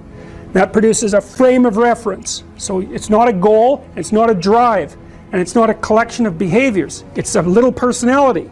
And the personality has a viewpoint, it has thoughts that go along with it, it has perceptions, it has action tendencies, all of that. You can see this in addiction, most particularly. So one of the things that you find often with people who are alcoholic is they lie all the time. And that's because when they've built a little alcohol dependent personality inside of themselves, or a big one, maybe it's 90% of their personality, and one of the things that consists of is all the rationalizations that they've used over the years to justify their addiction to themselves and to other people. And so the addiction has a personality, and so when the person is off, or maybe they're addicted to meth or something like that, where the addiction is more, it's more short-term powerful than I would say than an alcohol addiction. They'll say anything, and the words are just tools used to get towards the goal. And if they happen to be deceptive, whatever, it doesn't matter. They're just practical tools to get towards the goal. And then when you get towards the goal and you take a nice shot of meth or something like that, you reinforce all those rationales that you use to get the drug, and then the next time you're even a better deceiver and liar. So we're going to say motivations, one way of thinking about it is they set goals, but it's not the right way of thinking about it. They produce a whole framework of interpretation. And so we're going to think about that framework of interpretation. And then emotions emerge inside of that. So that's it. So the world is framed, motivation set goals. You could say the world has to be framed. So motivation sets that frame. Goals, emotions, perceptions, and actions. And then actions track progress. So positive emotion says you're moving forward properly towards your goal. And if you encounter something you don't expect, you stop. That's anxiety. It's like, oh, we're not where we thought we were. And so we don't know what to do, so we should stop because we don't know where we are or what we're doing. Stop, frozen. And then the more powerful negative emotions like pain, they might make you get out of there. So emotions, forward, stop, reverse. That's your emotions within that motivated frame. So, and that's another example of how your mind is embedded in your body. Your emotions are like they're offshoots of action tendencies. That's the right way to think about it, because action is everything fundamentally. So what are some basic motivations? Most of these are regulated by the hypothalamus, by the way, and that tells you just how important a control system it is. The other thing that's useful to know about the hypothalamus is that it has projections going up from it that are like tree trunks, and inhibitory projections coming down that are like grapevines. So you can kind of control your hypothalamus as long as it's not on too much, but if it's on in any serious way, it's like it wins. So partly what you do to stop yourself from falling under the dominion of your hypothalamus is to never ever be anywhere where its action is necessary, right? You don't want to go into a biker bar because you might find yourself in a situation where panicked defensive aggression is immediately necessary. You probably don't want that. You don't want the panic, you don't want the terror, you don't want the frenzied fight, you don't want any of that. You don't want to have to run away in absolute panic. So you just don't go there. And a huge part of how we regulate our emotions is just by never going anywhere where we have to experience them. And so that has very little to do with internal inhibitory control and everything to do with staying where you belong. So, okay. So, basic motivations. Hunger, thirst, pain. Pain is not regulated by the hypothalamus. That's a different circuit. Anger/aggression. Thermoregulation. Panic and escape. Affiliation and care. Sexual desire. Exploration. Play. And you can kind of break those in. You can kind of break those into the classic Darwinian categories too, and say, well, there's a set of motivations that go along with self-maintenance. That'd be your survival. Ingestive and defensive. See, I've sort of coded them there. So the self-maintenance, there's an ingestive set of basic motivations that go with self-maintenance. You say that's hunger, thirst. There's a set of defensive motivations: pain, anger, thermoregulation, panic, and escape. And then there's motivations that are associated with reproduction: affiliation, care, and sexual desire. And then I put exploration and play sort of outside of that. I would say because those two things serve both of these approximately equally. So now you're moving towards the promised land, let's say.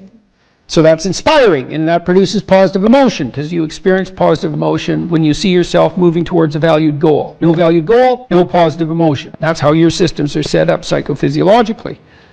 On the negative front, Well, maybe anger and bitterness and fear stop you. Okay, so what do you do with them?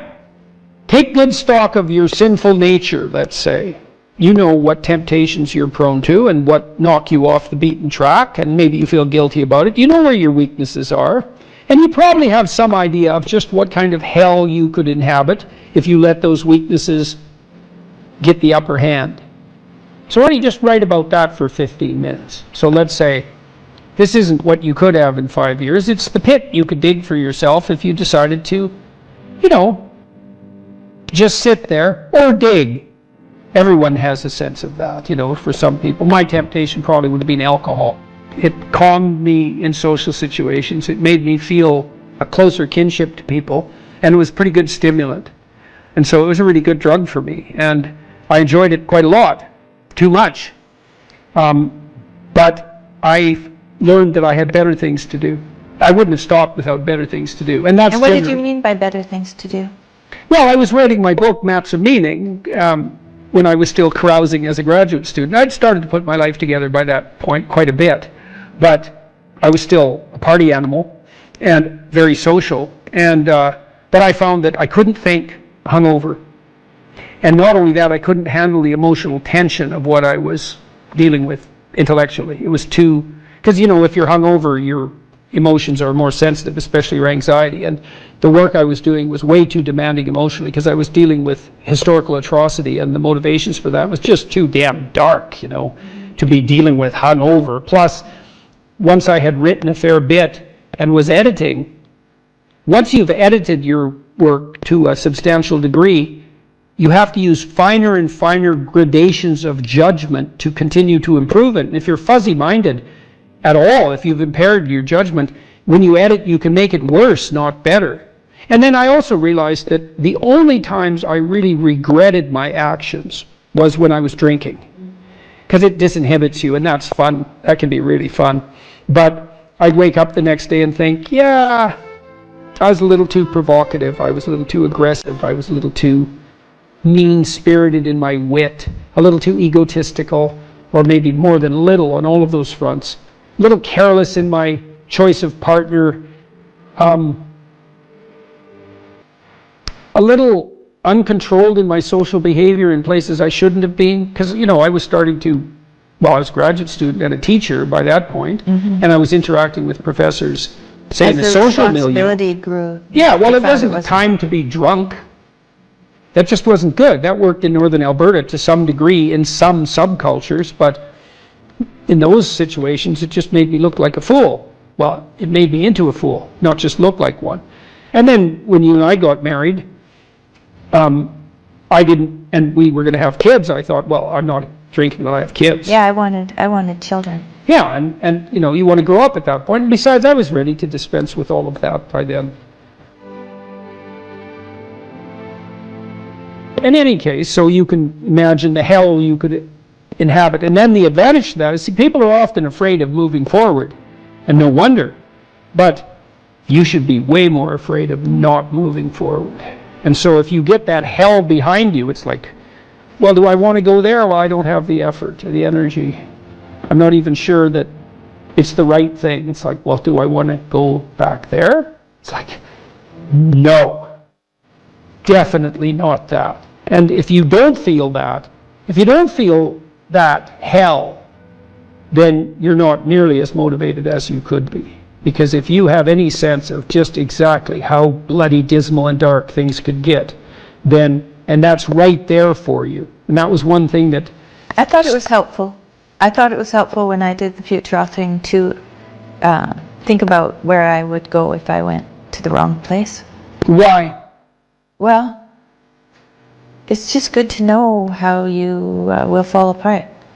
Yeah, well, and it's possible. Well, and you can also ask yourself, and studying historical atrocity also helped me with that. It's like, well, do you want to be what would you call a sadist? You're bitter and resentful. You want to hurt other people? Is that where you want to end up? You want to lie and deceive? Because that's where you end up if you lie and deceive. You want to be resentful and bitter? Because that's where you end up if you're resentful and bitter. Yeah, but sometimes, you know, people, they just don't know what to do about it. So your program helps them to make a plan. Yeah, well, and the plan is really, look, we're visionaries, man. Human beings are visionaries. Really. Well, I found when I did the self-authoring, the 15 minutes of writing that I did, the dreaming I did, Yeah. when I wrote about my future and just dreamed of what it could be like if it was just what I wanted. Yeah. And then outlined the goals, because you outline goals after that Yeah, in the yeah. future authoring. Those things that I had identified appeared in my life. Those, Yeah, well, and that was quite shocking to well, me. the thing is, you look at the world through a goal-directed framework, and so when you switch your goals, what appears to you in the world switches. It's mystical in a sense, but in another sense, it's just understandable. It's like, well, if I look that way, I see the TV and the couch, and if I look this way, I see you in the chair. Well, that's not that mysterious, but what I've done is I've changed the reality that manifests itself to me just by changing the direction of my orientation. Well, we do that metaphysically as well. And so, for example, if you decide that you're going to be courageously trusting towards people when they offer you an opportunity, even though you're skeptical and timid, but you decide, no, I'm going to have some faith in people, so I'm going to be courageous and trusting. When they open a door to you that's an opportunity, you'll think, oh, that's a door I could walk through, instead of thinking I'm moving into a trap. And it's the same reality in some sense, but the way that you're interacting with it changes. Well, it can change. It can invert. It can change so radically that it barely looks like you're living in the same world. There are a lot of potential interpretations that you can validly lay on the world, and some of them are extremely positive, and they still work. And wouldn't that be lovely if you could lay an incredibly positive vision on the world in a calculating and strategic manner, not an instrumental manner, right? Because you're aiming at something genuinely good, and that would work. And that is how the world works. One of the things I loved about my clinical practice, I loved this. It was so good, and I miss it. We are always working. The best parts of me and my client were working together to make everything about their lives better. And it worked. You know, like I had lots of female clients who tripled their income in 4 years. They didn't even think that was possible. It's like, well, I don't make enough money. I'm barely making ends meet, single mothers. I have no idea what to do. I don't like my job. It's like, well, let's make a plan here. You know, what do you want? Well, I'd like to make this much money. Why don't we double that? And just, because you're going to aim at something. Some people do make more money than that, so maybe it could be you. Well, is that even possible? It's not even possible. It's like, well, let's just assume that maybe it's possible and see what you'd have to do. Well, you got to get your CV together. Well, it's full of holes. Okay, well, let's fix the holes. Okay, now you got to get a plan. Well, I'm not very good at interviews. Okay, let's practice interviewing till you're not just good at it, you're looking forward to it. You know, I had clients who were in such dire situations that all I could do was really help buffer them against that. But they were a minority. I wouldn't say more than 5% of my practice fell into that category. Everyone else, it was like just rapid improvement on all fronts, you know. And that's such fun. And there isn't anything more practical. This is the thing too. There is nothing more practical than developing a vision. It's not some pie in the sky exercise. Without a vision, you're chaotic and fragmented and hopeless and disappointed, and someone can stop you just by putting up a single obstacle. You're a house divided amongst itself. You have no forward movement. You're not enthusiastic, and that's to be filled with the Spirit of God, by the way. And your life is a sequence of disappointments and frustrations and tragedies, and you're a leaf blowing in the wind. And that is not what you're called to be. That's not what you're called to be. You're called to be a visionary constructor of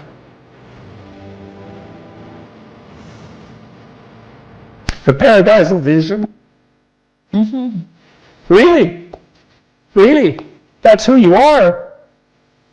Terrible as that is to apprehend. And so, Well, what do we have to lose? we already will lose everything we have to lose. Yeah. Right? We're all in this game, man. So there's, whether you want it to be this way or not, you are betting everything on your life. It's very helpful for people to hear that they should make themselves competent and dangerous and take their proper place in the world. Competent and dangerous? Why dangerous? Because it's the alternative to being weak. And weak is not good. The people who shoot up the high schools, they're weak. They're weak. How is it good to be dangerous? Because it makes you formidable. And life is a very difficult process. And you're not prepared for it unless you have the capacity to be dangerous. That doesn't mean that you should be cruel. It doesn't mean any of that. There's a statement in the New Testament, the meek shall inherit the earth. But the meek isn't well translated. It means something more like those who have swords and know how to use them but keep them sheathed will inherit the world. That's a way better way of thinking about it. You have to be powerful and formidable and then peaceful, in that order. And that's not the same as being naive and weak and harmless, which is what young men are being encouraged to be. It's like, that's a very bad idea. It's a very bad idea. Because naive, weak, and harmless means that you can't withstand the tragedies of life. You can't bear any responsibility. You'll end up bitter. And when you get bitter, then you get dangerous. But one thing I'm not getting, there's a big difference between letting people do something for themselves and saying men should be dangerous. By dangerous, that implies I should be ready to threaten someone, to hurt somebody. No, you should be capable of it. But that doesn't mean you should use it. There's nothing to you otherwise. Like if you're not a formidable force, there's no morality in your self-control. If you're incapable of violence, not being violent isn't a virtue. People who teach martial arts know this full well, right? If you learn a martial art, you learn to be dangerous, but simultaneously you learn to control it. Both of those come together. And the combination of that capacity for danger and the capacity for control is what brings about the virtue. Otherwise you confuse weakness with moral virtue. I'm harmless, therefore I'm good. It's like, no, that isn't how it works. That isn't how it works at all.